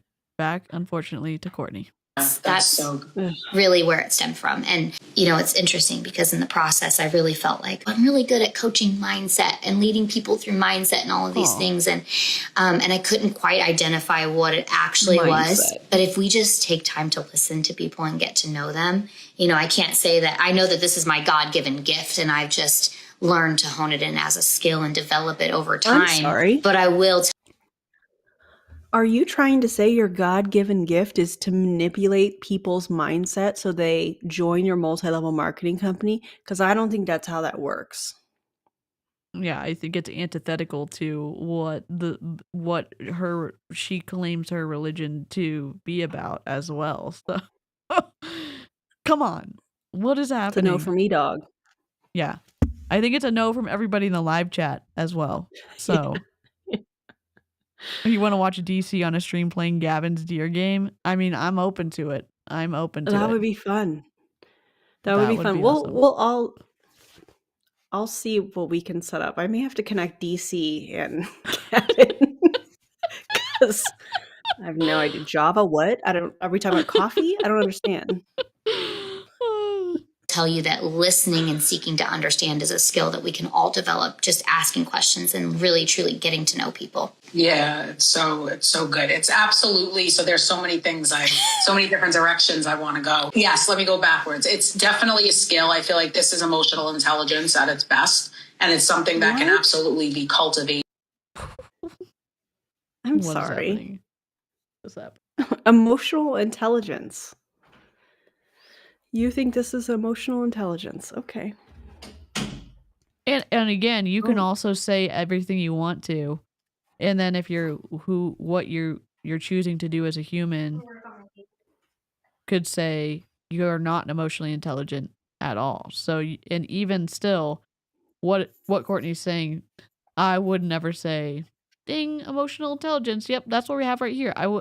But I'm not a psychiatrist or a licensed clinician. I'm just I've just listened to a lot of Courtney Shortney content over the past, year and a half, almost 2 years. So, jeez. Yeah.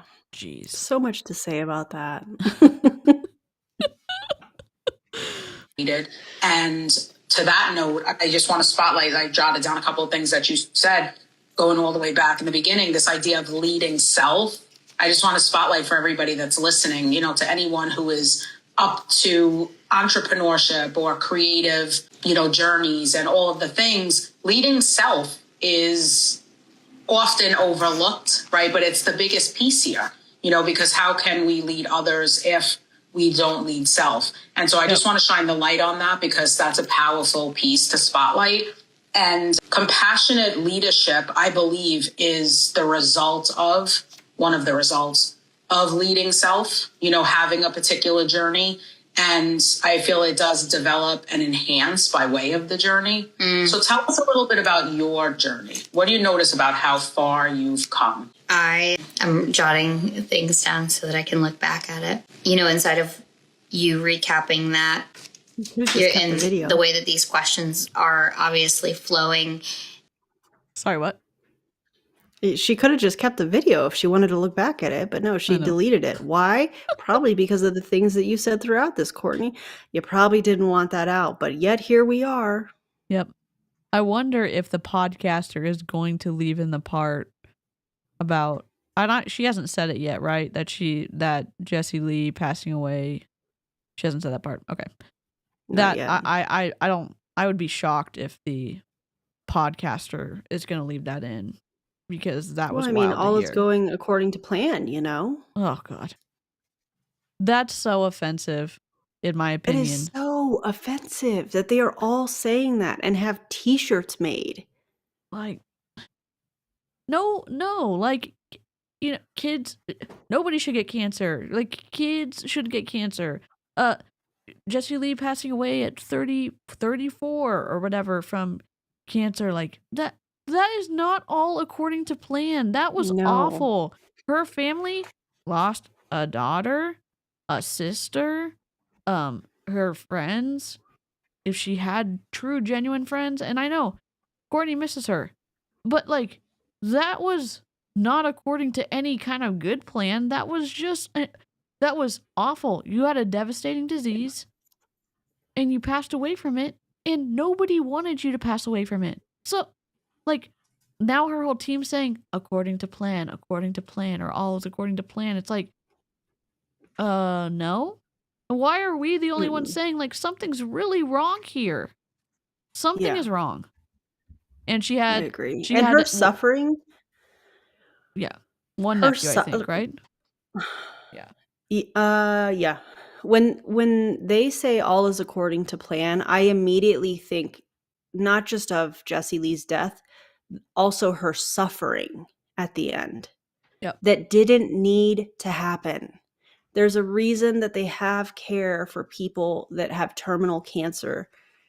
And that part bothers me so much. The fact that she suffered and these people watched her suffer. And why? It's inhumane. Yeah. And I used to work in the medical field. It's inhumane, the amount of suffering that this person dealt with because of all the yes people she surrounded herself with, in my opinion. Yeah. It's just, that part gets me, because nobody should suffer like that. Makes me mad. Yeah. Yep. And if you're in a group and you're saying, like, something feels off, it's okay to take a pause and think through that and check to see if your biases or your, just going along with the group have led you to a place of, like, maybe that's unhealthy. They're going to try to get you to do unethical thought-stopping techniques to not do that. But that is okay to say, this doesn't feel right. This doesn't seem right. I need to pause. And they never want you to pause. They never want you to stop and think. Because if you do, correct, then you may be able to make a pivot in a different decision. Yeah. And Pam is a cancer survivor and said, "Let me tell you, getting cancer is never in anyone's plan. This is a terrible thing to say." Thank you, Pam. I really feel like at the end of this, you'll be able to almost reverse it and really figure out back to the first question of why is Jessie Lee my best friend? Because the journey of even finding out that first time, it's kind of like, in a relationship, like sometimes you don't want to be the first one to say, I love you. I didn't want to be the first one to be like, that's my best friend. So I was like, if she's not going to claim it, I'm not going to claim it. And I think she kind of felt the same way. So we're like, no. And that conversation, we still hadn't said it. So for those who were on the Celebration of Life, I told this story. The journey to owning being the number one's best friend is a process in itself. And I think that in that journey, I've lived here in Texas for 4 years, moving here, she was in 3. I thought she asked a different question about her growth, and then we are still on how did Jessie Lee pick you as a best friend? Mm-hmm. Have some respect to the question. I understand going on a squirrel trail. I do it all the time. Have some respect for the time for the podcaster who's trying to make the podcast, even though I don't agree with the podcast content and coaching MLMs. But how are we still on yourself, self-focus, and how Jessie Lee picked you? I'm baffled. I'm baffled. I have a theory. Oh, I love it. Let's have a theory. My theory is that Jessie Lee and her passing has become part of Courtney's brand. So anytime she can come back to that and talk about how close they were and their story of how they were best friends, she's going to bring it back to that conversation because it's validating her, in my opinion.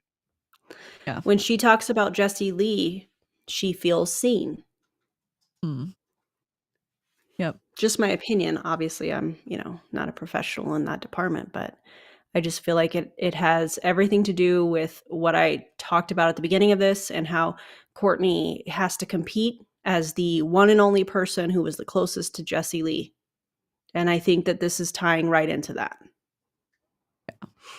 And again, we can say Courtney has tied herself into Jessie Lee so much that she seems to have lost herself. That happens all the time in high control groups. And Absolutely. We can also say, yeah, you've been sucked into high control group, and also what you're doing right now is unethical and it seems wrong to us. So it could be it's a complex situation when you're involved with a high control group. You can be a victim and a perpetrator. Absolutely. So I don't want to forget that high control groups are complex, and leaving high control groups are complex, and the nuance. And I know that's why I love streaming with Erin. I love Erin's channel, remembering the nuance and the complexity that happens with these leaders and with groups. I think it's important to note that. So, and I think also adding to that, I think that we have to understand that the nuance does not excuse unethical behavior. Yes. And we've seen a lot of unethical behavior, in my opinion, from Courtney, specifically around Jessie Lee's passing and afterwards, which I'm sure we're going to get into. So just be prepared for that because she does mention that in this video. And I've watched the whole thing. So just FYI. Love that. Different homes in the process. I was in 2. She lived with us for 2 months of that. Just like we've been in business together for longer than that, but we've been in our current company for 6.5 years. So it's like this, it all coincides for me. Oops. Because I have been a full-time entrepreneur in network marketing. As a leader of an organization, massively, continuously growing, for that entire time and working from home. And for the last 4.5 years, my husband's been home full time with me, raising our 2 and then 3 children that we had a little over 2 years ago, 2.5 now. He turned 2 on September 14th. So the process of. Oh, so that was extra emotional for her because her youngest had his birthday and then Jessie Lee passed 2 days later. Very, like, that must have been a lot. Yeah, and then Bree had her baby the following week after jail passed. Wow. Horrible. That's a lot. That's a lot. The journey of all of this. Sorry about that. It was a technical difficulty. Everything should be good now for everyone's view. Motherhood and of being a wife and of healing my inner child while raising my own. You know, my oldest is. Is there a way to effectively, quote unquote, heal your inner child without working with a licensed clinician? I think you could probably do some work, but are you I'm just curious. Remember the underlying motive. Yes. I personally don't think that there's anything wrong with healing any kind of lingering trauma from your childhood. Okay. Whether that's healing your inner child or however you want to word that. But I think that we also have to remember that this is in conjunction with her talking about Jessie Lee and multi-level marketing. Yeah. And it's becoming a part of her brand. Her grief, and I'm going to say this, and it's uncomfortable for me to say this, but it's genuinely how I feel. I think that her grief is becoming part of her brand. And grief is something that when it's this layered and complicated, I just feel like it's not meant to be on social media. It should be talked with a professional and worked through with a professional that can handle complicated grief. And unfortunately, I just feel like this is all becoming a part of her brand. Jessie Lee is becoming a part of her brand. Jessie Lee's dogs are becoming a part of her brand. The gifts that people send her and have sent her are becoming a part of her brand. And it's becoming less and less about who Courtney is as an individual and more about, hey, I'm Jessie Lee's best friend. And there's nothing wrong with being Jessie Lee's best friend. But when you're using it as a part of your brand to try and recruit people or sell them, MLM products, that's unethical. That's in my opinion, that feels abnormal. Yeah. Yep, I agree. 8 years old now, starting this profession because I needed a few $100s just to feed our family. It started originally. Wasn't there a situation where where she was being helped out by a relative that she has since cut out of her life? She is creating a story that doesn't paint a clear and truthful picture of the situation. Yep. Allegedly. Yep. Also, Courtney, did you buy your own starter packs in these companies or no? Because I feel like that's an important part of the story. I feel like that is important. Yeah. Yep. And again, why hide it if it's not for information control to try to get people to sign up for your multi-level marketing schmeme? Why use it? Because you're trying to you're trying to mess with people so that they will choose you, and that's wrong. When you're lying about what people are saying yes to. Also, who's controlling Jessie Lee's Instagram? Speaking of being part of a brand, speaking of there's going to be mention of funnels, or there has been, I don't remember. Maybe that's another video. But anyways, who's actively following and unfollowing people on Jessie Lee's Instagram? Because I've heard Courtney say that she has access to it.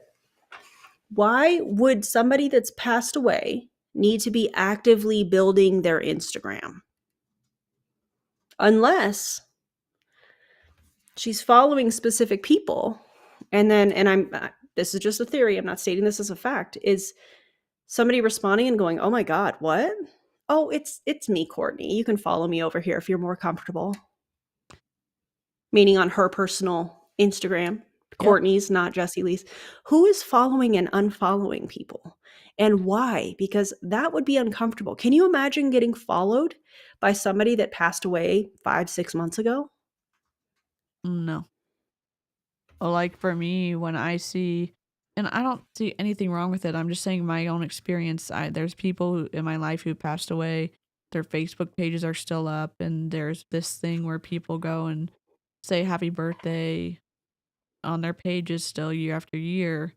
And my heart like drops every time I see that notification of so and so wrote on so and so's wall. Yeah. That it's like, oh, it's like, but they're not alive anymore. They're not here anymore. And it's like, I'm sure I could see that her family would be distraught by that, or people close to Jessie Lee would be distraught by seeing like, oh my God, she followed me back, and then it's not her. Yeah. So, and I think that following people from somebody that's passed away, and I think that the happy birthday thing is a part of the grieving process. It's a way to honor that person, even if they're not here. Happy birthday in heaven, or whatever you believe in. Yeah. Those types of things. I think that that's healthy grieving, in my unprofessional opinion. Yeah. But I think that following people, Agree. on it just, Yeah. I just think that that's really uncomfortable, and it makes me ask the question, what's the reason? Yep. What is the underlying motive of that continuing to happen? Courtney, if you're watching this, are you doing it? Is it Jessie Lee's former assistant? Is it Aviram? I don't know. But what's the reason? Yeah. Yep. And we have some new people in the chat. Hello. Some people are wondering what multi-level marketing is. Not all multi-level marketing companies are classified or have been found to be pyramid schemes. And not all pyramid schemes are multi-level marketing companies. However, we believe that multi-level marketing companies are unethical at its very core because of the compensation structure, how the recruiting process goes, how the group control goes, and maybe Erin can say more about like specifics about what she believes. My biggest issue is in multi-level marketing, the uplines make a commission on whatever volume is purchased by their downline.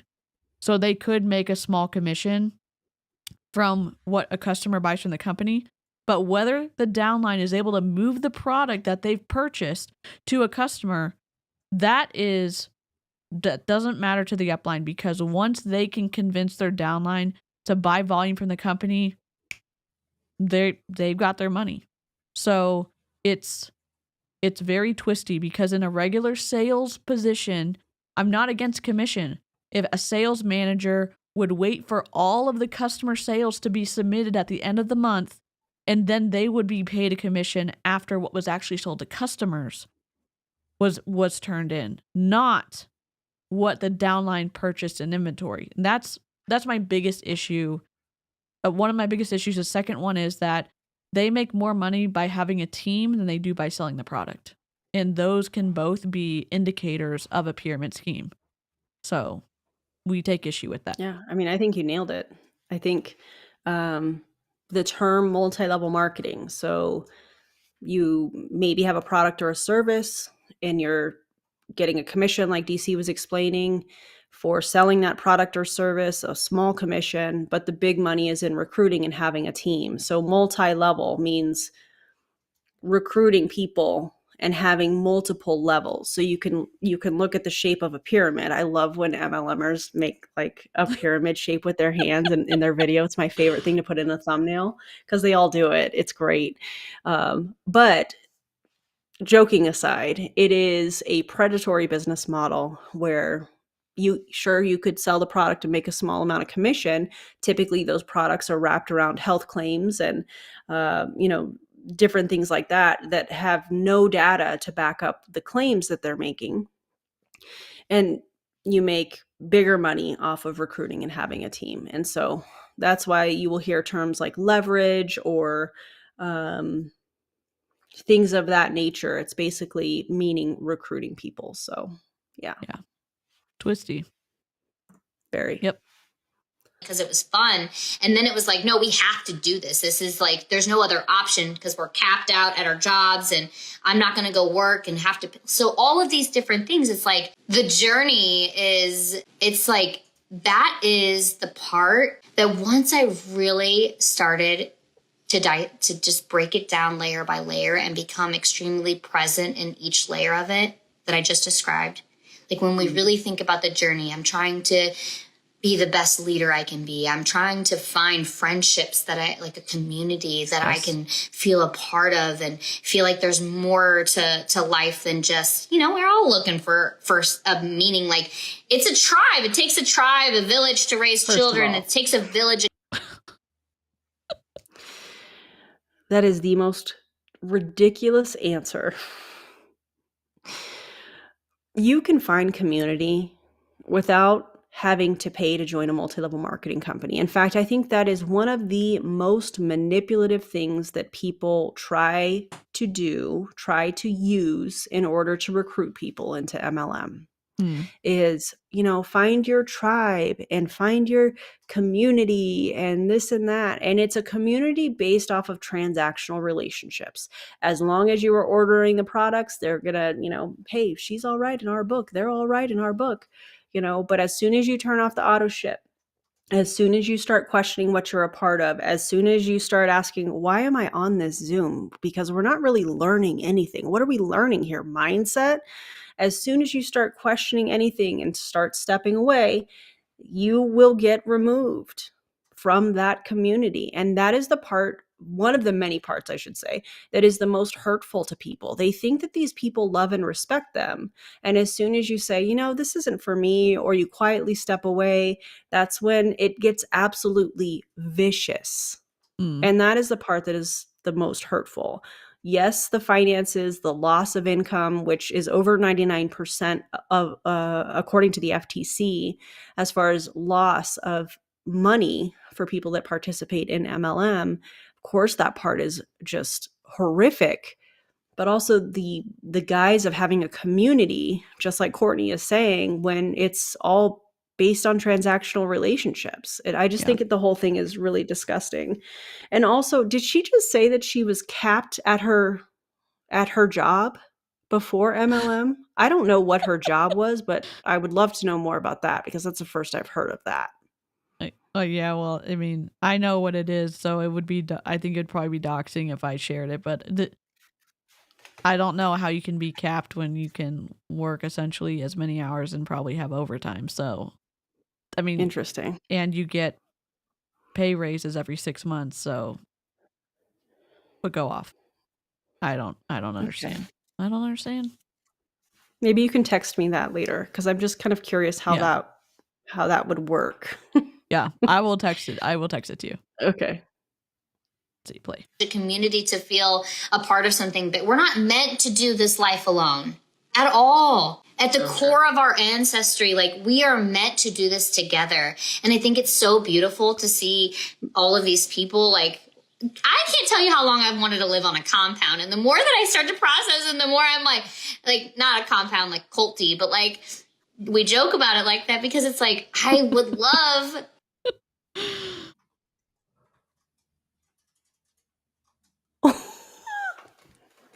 End stream. End stream.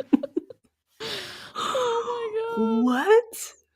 Does this need to be a two-parter? Because like, holy crap. The amount of stuff that you have to break down that also is nothing, but also is like, what is happening, Courtney? What did you just say? They talked. Jessie Lee talked about having a compound. Having a huge chunk of property where all the leaders lived. She talked about that. I remember this. What in the teal swan is going on here? Seriously. And who would you have on that compound, Courtney? I don't know. Family members? Terrified. No? Yeah, probably not family members. Just team members, right? Leaders? Yeah, that's crazy. Yeah. That's nuts. Yeah. What's a non-culty compound? They don't exist. Yeah. I mean, there can be, I guess there's... and again, being a part of a group isn't bad. When you look at the influence continuum, you look at there is always influence going on. There's positive influence and there's destructive influence. And you can go and look at what are the characteristics of healthy influence and what are the characteristics of destructive influence. And you can, once you learn those, you can say, okay, is the group that I'm a part of healthy, or is it on the destructive side? So like learning more, you get to empower yourself to protect yourself and also help others. You're God. And then we're here with Courtney.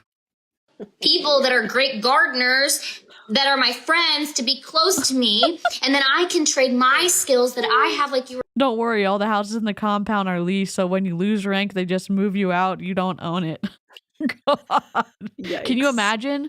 Oh my God. Can you imagine? Oh man. Jeez. We're talking about, it's not, I have physical skills too, also along with being able to see the magic in others and share it with them. But that's a huge, massive part of community as well. Totally. And so I have fallen in love with the process of becoming the next version of myself over and over and over and over and over again. I have worked on understanding and developing the emotional intelligence and just being able to adapt in situations. And doesn't emotional intelligence also require you being truthful about situations and not manipulating others so that you get a desired outcome? Isn't that one aspect of emotional intelligence? I agree. Also, I would think that taking ownership of how you contributed to whatever scenario might be important for emotional intelligence. Yep. In that self-awareness, category that you're talking about. Jeez. We don't know her. Yep. Evolve and just like surrounding myself with other people that feel that and experience that as well. Gary Vaynerchuk always comes to mind when I think about this because, if your goal, like we had a goal of paying cash to take our kids to Disney. We did that. It was on my birthday. I was pregnant. We did it. We paid cash. Like I didn't have to, I think at the time I knew how to use my cards. We didn't have credit cards. So that's why I said that. And then I knew how to use them. So we used them and then paid them off. So we earned points for it in the process. Wait, what? So in 2021, you know how to use credit cards, but you're acting like you just learned how to use credit cards and you're in your 30s? I don't understand what's happening. What is happening here? Another sign, just another deal of like you're twisting the story. It seems like you're twisting the story to create also, whatever Lauren story. Lauren says, that's not what paying cash means. Paying cash means paying in cash. That doesn't mean putting it on a credit card and paying it off later. Yeah. Yep. Yep. Contradict. Yep. Definitely. Oh, man. Yep. I just is strange. She also said she didn't have them. And now she's saying she did have them. So, yeah. Interesting. Like many other things. Which story is it, Courtney? Yep. Just like it felt like, yes, we did this. But it wasn't going to Disney that we don't know. The goal of actually going there, it felt good. It was a great experience, but it's just like planning the trip. It's like the planning part is the most fun. What? Okay, maybe for some of y'all in the live chat, let me know. The planning of the trip might be fun. I like doing the stuff. I like, if you're going to go camping and you're going to go see like beautiful scenery and like, that's the fun part. Going like, I don't know, going to New York and being able to go see some plays and eat really delicious food. Like, that's the fun part. Like, and maybe live chat's going to say, no, you have it all wrong, DeeCee. The planning is the fun part. I would hope the end result would be the most fun part of said vacation. Well, for the planners, the people that enjoy planning, I'm sure the planning is the best part, but yeah. Yeah. And Amanda said, I think it's seeing the joy in your kids' faces, I guess, if you like your kids. Yes. And I know my parents felt that about us. They loved doing things that like we were passionate about, and that got them excited. Like when we were able to take vacations and stuff like that. So absolutely. Yeah. When you go back to it and then you actually experience being there, yes, it's a great process, but then oh, this is almost done. Yeah, exactly. And you need something next. What's next? And so for me, my journey of falling in love with becoming has been the best part of it for me, because I don't feel like I've arrived. I don't want to feel like I've arrived. That's so cool. That's where my husband lives, in Japan right now. Talking about the things we're going to do are so exciting, but I love seeing the plan come together and doing the trip. That's a good point. That's a good point. If you are the excitement of getting to talk about like what you want to do, that's also fun.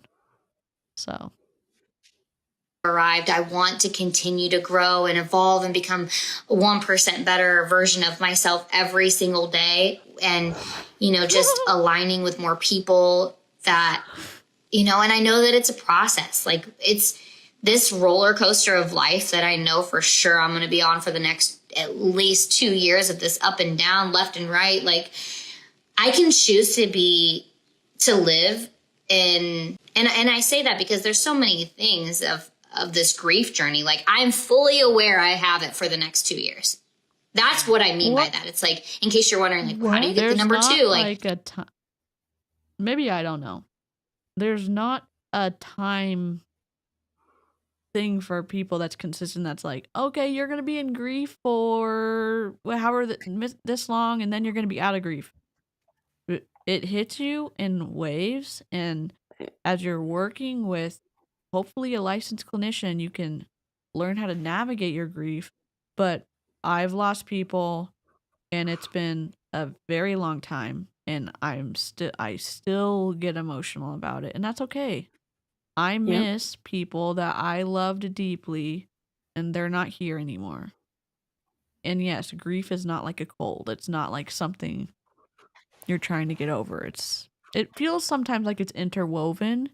And when you get to work with a therapist, you help that grief not completely destroy like infrastructure in your, mind and your heart. I know that's not the right term, but when you get to work with an ethical licensed clinician, they can really help you navigate stuff and get tools where you can sit with your grief and help also realize that there's life left to live as well. I just don't understand where the 2 years came from. I don't either. Where'd you get that from? Jay Shetty? Get a refund. Yeah. Jeez Louise. It just is what it is. I can feel it. Is it exactly 2? I don't know. But I know at least 2 years. It's up and down. And I was on this women's retreat.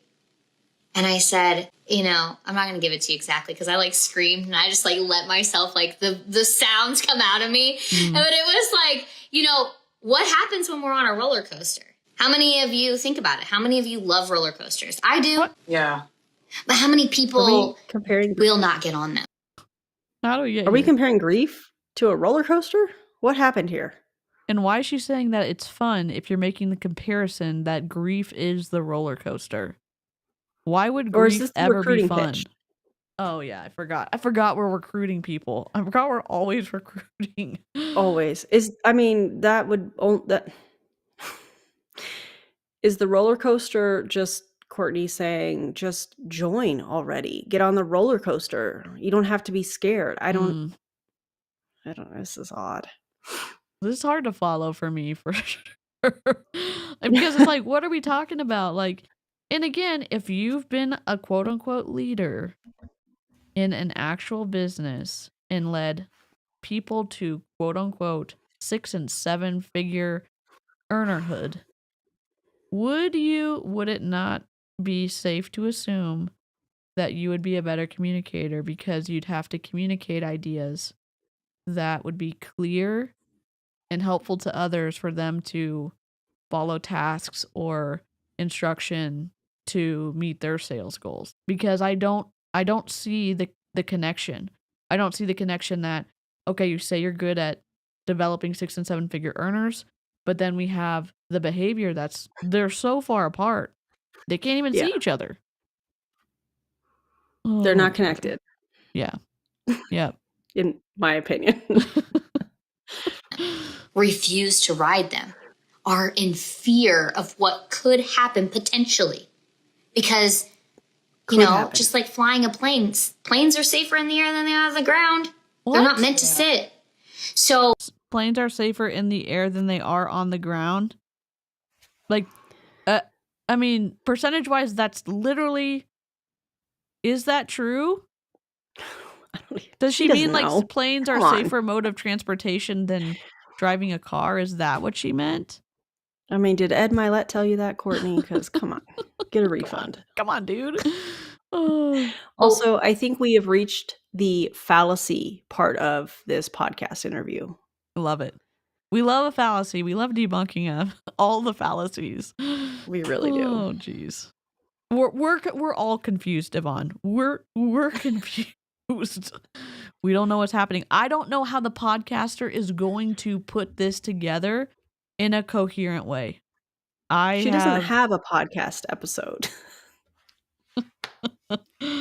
It's just like regular, like Courtney Shortney's, just a regular live stream. Except there's someone else that she's talking to. Oh, man. When I was explaining the journey of the roller coaster, I'm like, we're climbing, just like we climb the mountain. And the mountain is ourselves. It's this inner piece of us that do we allow ourselves to truly show up authentically and release, like shed the layers as we climb the mountain, shed the layers of the journey, like the process that we're going to, the learning how to lead ourselves and develop our skills and surround ourselves with more people that are aligned with our vision and our passions and where we're going, the people that we would want on our compound or living on our like the land with us so that we could, share more experiences with them and just be with each other. Like as you're climbing that, for so many of us though, it's like, oh my gosh, like, oh, this is so much work and we're huffing and we're puffing to get up. And then we stand at the top and we're like, yes, I can see it. I can see where I'm at. We're huffing and puffing and blowing the house down. On the roller coaster. That's on a roller coaster. Also with an airplane that's in the air, that's safer in the air than it is on the ground. I'm going to ask my husband that. Babe, are airplanes safer in the air or on the ground?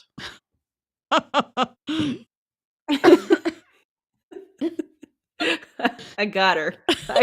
Sorry, DeeCee. Make it make sense, except I don't know how to make it make sense. This is so confusing.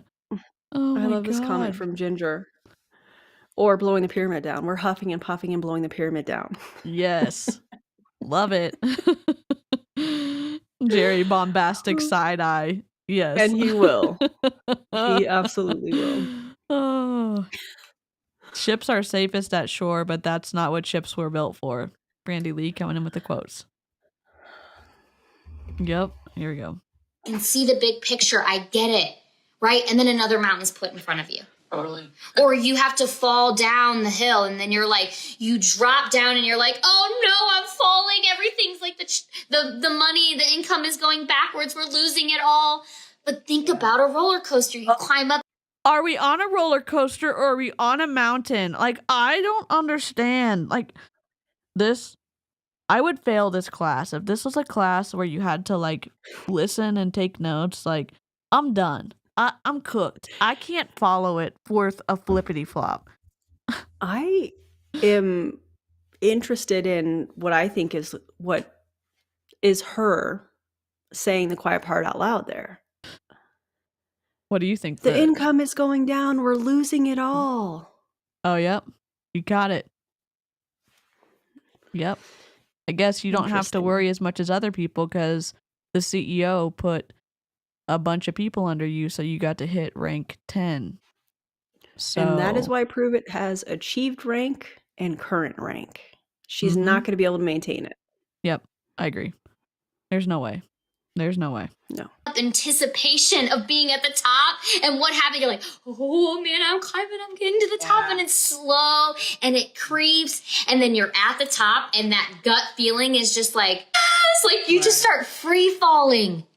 So why not shift it and know that when we're being challenged that we can be excited about it, because we're about to learn new skills and we're going to have to adapt and be challenged emotionally, and it's going to freaking suck. That free fall was grief. That free fall was losing my best friend. It freaking sucked. I didn't ask you if you cuss on your podcast, but oh yeah, no, it's sweet. I know. I'm like, I didn't ask for sure. Like, it fucking sucks. Okay, it does. It sucks really, really bad. And this was the first time in the process of the journey that I just allowed, because words matter and they're super important. And I let myself feel it all. And I let myself say when it sucks, especially to those of you who follow me and watch me, especially to those of you who love Jessie Lee so dearly and like deeply, you know, even without knowing her, your grief is valid. Your feelings are valid. The question? I should have written it down on the screen so we could have tracked what she wasn't answering. That'd have been great. We were not, we were prepared, but we were not prepared. I wasn't prepared for the stream of conscious, like, murk that we are in right now. Because I could not, like, if you put one of those, like, multiple choice tests in front of me, like, answer this. When Courtney said this, what was she referring to? I would have failed. I'm going to fail it. Because, like, I don't know. Well, in your defense, Courtney herself would fail it. So next question, so. I don't know. Oh my God. The journey is a process. Just fall in love with it and own every ounce of that roller coaster of life and climbing those mountains and free falling, because it's so beautiful. And knowing, like, my best friend, guys, like, I was surrounded by the person, the woman who said, I know stage 4 metastatic colon cancer wasn't great. Maybe it's not great, but maybe it's the best thing that's ever happened to me. You know? What? Insert cursey word. What? Don't like that. Oh my God. I don't even. What? I think live chat is speechless as well. And looks like live everyone chat is raging. Is filling in our commentary because DeeCee and I are both stunned. Like, I can't believe she just said that. Wow. Wow. You know, like, maybe it's teaching me things and allowing me to love deeper and allow people to love me deeper. And, you know, losing my best friend, I'm way more present physically. Like, I lost her physically. I haven't lost her spirit connection to me, her energy. I still feel her. I still tap into that. And so, you know, it really is all about the journey, the process of becoming and never fully feeling. Like, celebrate being at the top of the mountain. Take it in, look around, snap some photos, experience it, dance, and feel the joy in it. And do the same thing on the way back down and the way climbing the next one too.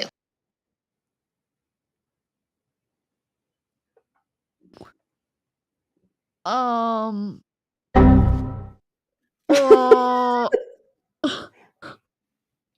think the Matrix glitched. Okay. All right, there's that. Can we rewind it? Yeah, sure. We can go back. I'm gonna go back to minute 31. We're so slowly getting through this. 31. Let's see.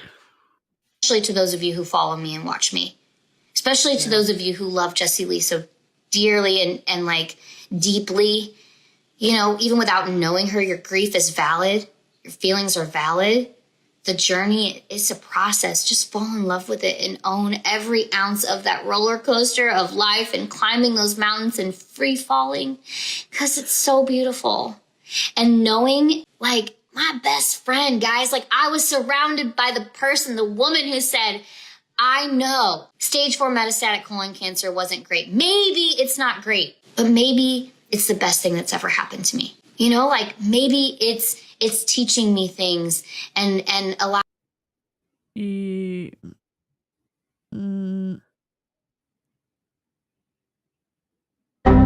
I'm sorry. Stage 4 metastatic colon cancer is the best thing that ever happened to Jessie Lee. The very thing that killed her? Why would your best friend say that? Like, why would you? I don't. I mean, okay, let's unpack this for a second, because maybe Jessie Lee did say that at the beginning of the diagnosis. Sure. Perhaps. But what is the point in bringing this up? Every time she is asked a question, she comes back to talking about Jessie Lee, my best friend, and maybe it's the grief. I don't know, but it feels uncomfortable because it feels very much like part of her brand. Because while Jessie Lee was alive, I feel like she would do these live streams where she's packing trials and stuff with Jessie Lee, hoping to get that little handout of people that Jessie Lee recruited and she would put under Courtney, allegedly. So what's the point now? To try and tap into the people that follow Jessie Lee by saying Jessie Lee, Jessie Lee, Jessie Lee every 5 seconds? I don't understand it. I don't understand it. Yeah, I think it's probably a complicated grouping of things because it's, in my opinion, an immaturity in dealing with immaturity in her inability to deal with grief, lacking healthy ways to cope, that your mind starts filling in reasons for things, and then you are surrounded by people who were led by I say high control group leader, Jessie Lee. She was the reason, like, she was the driving force behind so many things, and now that she's gone, there are so many gaps that it's wild, and it is still wrong, in my opinion, to say getting cancer was Jessie Lee to say it too, but to continue the narrative that getting cancer was a good thing. I'll tell you this, content warning, cancer and death. I know not everyone has good in-laws or good people in their life. My mother-in-law was an incredible person, and she passed away from brain cancer. And we didn't learn anything from that other than we spent as much time as we could with her while she was still here, and we would have given anything to have her still be here with us. And there's the one thing that I guess we learned from his family is important, but we already knew family was important before that. And we wouldn't have said, man, now we finally know that family's important. No, we'd rather have her still with us. Like, this whole idea that you have to accept really traumatic things. I say traumatic things, events in your life that are not in your control, that you have to have those to really get to the next level, I think is some kind of logical fallacy. I don't know which one it is, Yes. but it seems inappropriate to say you better accept these really bad things that have happened to you because you have to do that to climb the success, to level up.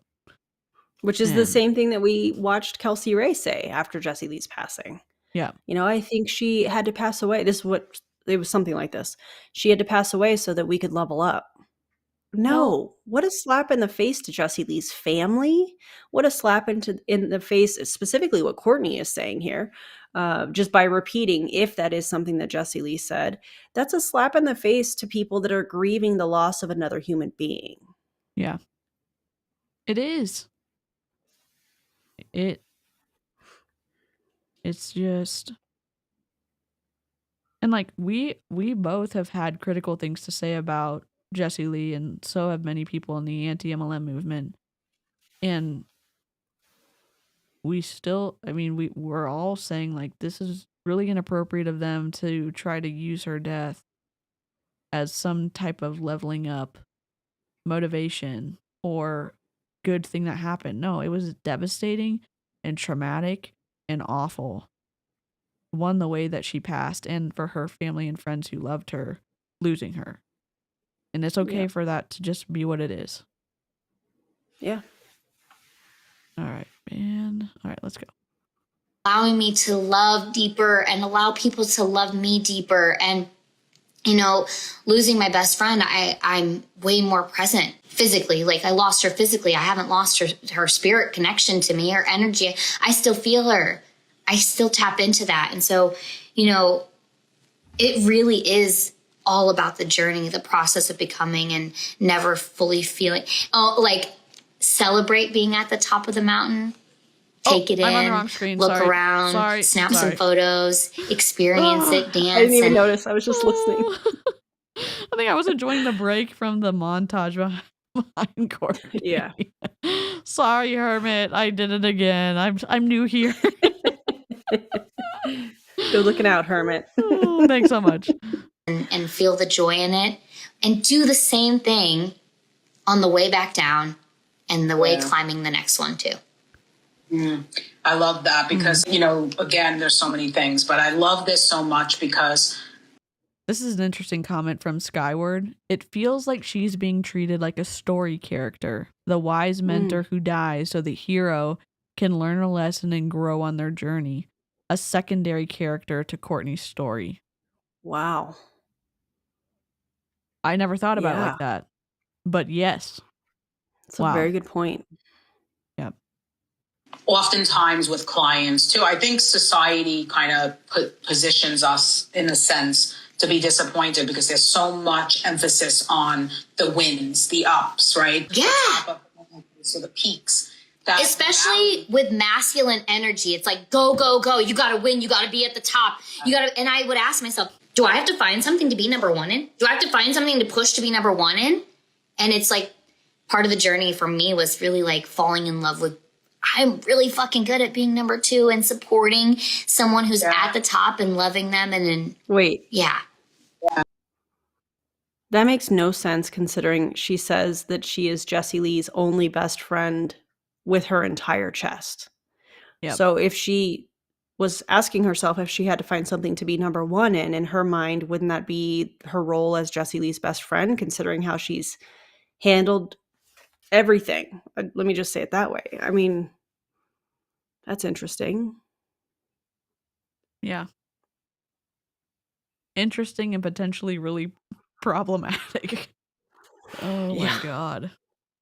No, I love that. And it's, you know, it's the valleys that have the peaks that much more beautiful. Right? So there's no one without the other. And I think, you know, even with healing work and all, there's this idea of it being like continuous. And it's not like that. It's up, it's down, it's up, it's down, it's all around. So I love that you spotlight that. But the other thing I want to just point out before I move to the next question is this idea of falling in love with becoming. And I think that's so powerful because it's totally about being okay with where you are and what's to come, right? Versus a not enough narrative or not there yet or when I finally arrive. So I love that. And everybody who's listening, I don't want you to miss that particular piece. This idea of becoming has you in one particular spot and you're not quite in the next spot yet. But Courtney's shining the light on loving that space because of what's involved in the journey, you know, in the development of it all. That's big. And I think with the word becoming, we can potentially get caught up in that becoming is actually present. It's a present word. It's present tense. And so it's really the power of presence that is the most important piece of the journey for me is just tapping into what is now. You're tapping into what is now when on your live streams, you're completely disconnected from your kids in a meaningful way, or kind of the suitcase incident on the escalator, or driving and going live at the same time with your kids in the back seat, or doing stories and your kid being unbuckled. That's living in the present. Maybe our definitions are very different. It sounds like it. It sounds like our definitions are on the opposite side of the planet, because I don't know. I don't really understand then what she means by being present. I don't get it. Well, she's talking about being present, but didn't she just say a little while ago how on the Disney trip with her kids, and how she was on the trip and she was like, man, the experience is almost over and you got to be focusing on the next thing. So are we focusing on the next thing, or are we focusing on the present? Because you're bringing up two conflicting points, ideas here. Yeah, and that's a really good example of the double speak that we hear in a lot of her live streams, if not all of her live streams. Oh my God. And really a really cool experience at that retreat, and part of being in your feminine energy is slowing down, being present. Yeah. And embracing the things that you're feeling, processing those, because you can't run from them or hide from them by doing all of these different and all of these things, right? And then you're like, look at yourself, love yourself for who you are right now, love how you're showing up in the world, and know that, you know what, if I am feeling initiations or challenges or, whatever word we can place on it, which I really feel like replacing that word challenge and obstacle and all of those things, or like with the word initiation, because it's just a process to becoming. You're being initiated into the next layer of who your 1% better really truly is. And it never stops. It continues. Courtney, you should have kept this live up so you can go back and listen to the I don't even know what to call it. I feel like she is speaking in Brian Underwood quotes. Yeah. The 1% better thing gets me every time. What happens on day 101? Yep. Do you start over? Yep.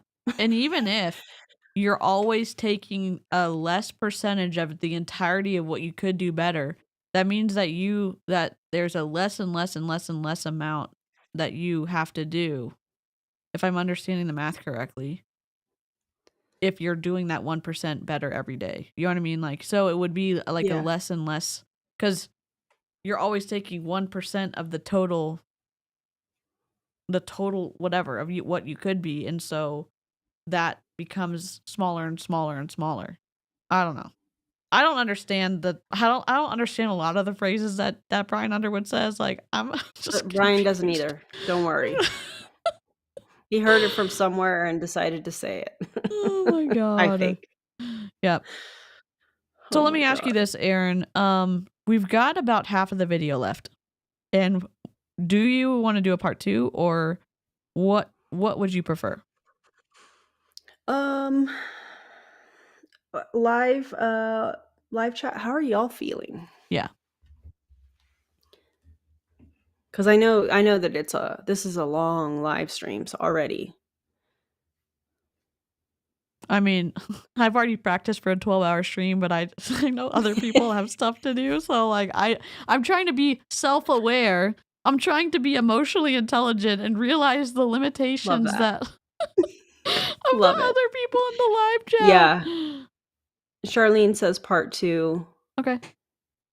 Yeah, I think a part 2, because we've been live 3 hours now. That's crazy. Yeah. I mean, which is great. Yeah, we've been having good we've been having good conversations. We're gonna do a part 2, and let me give y'all. I know, like, again, I recognize kind of the struggle sometimes of the mobile streams, but I'm gonna give you a couple of numbers about people that are reached with this information about MLM scanners. On my video, I've got 17,700 views on this stream so far. On this stream? On this stream.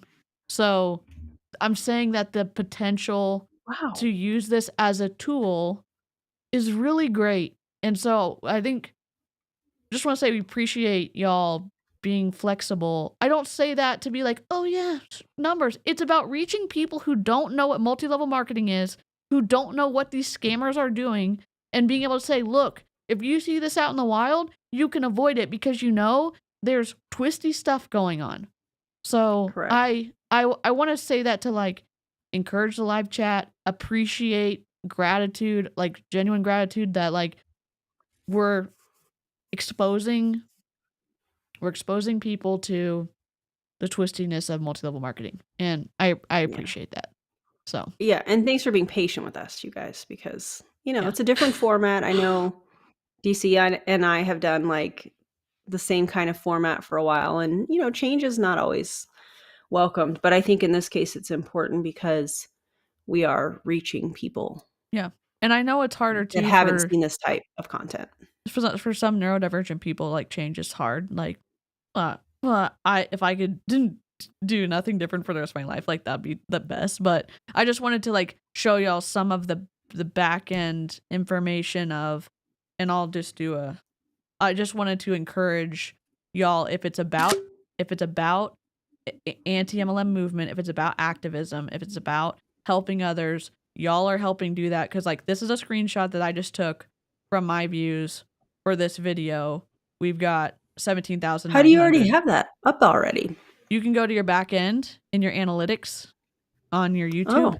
So you can see, and you can see like active live views of people seeing that. So that shout out to y'all. So part 2, when would you like to do part 2, Erin? You want to do it tomorrow? Yeah, I'm down. Or we can do it Friday. You want live chat? Let us know. Would you like to do it tomorrow, or would you like to do Friday? Y'all can drop. Let's see. Just let us know tomorrow or Friday. Just let us know one word in the chat. Thursday or Friday. What is my favorite animal? Probably my dog, who's an Alaskan Kleekai. He's like a small husky. But if I didn't have to choose my dog, gosh. It's hard to pick.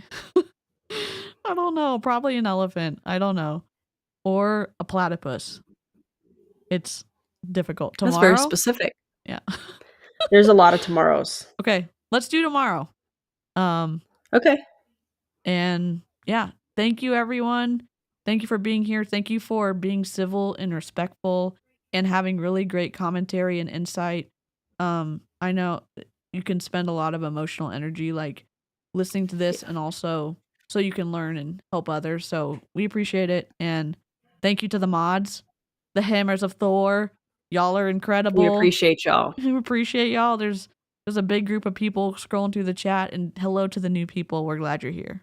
So yep. And did you also notate where we're at in the video? I'm sure you already did. I did not. I'm gonna take a screenshot because I'm so bad at this. I'm like, Lushy, where were we at? And she's like, it's not my stream. I don't know. So we're good. I have a screenshot. Good. We got that info and we're ready to roll for tomorrow. So and we'll see you tomorrow, guys. Right. Don't join an MLM. Right. Yep. Do not. All right. Bye, guys. Bye, guys.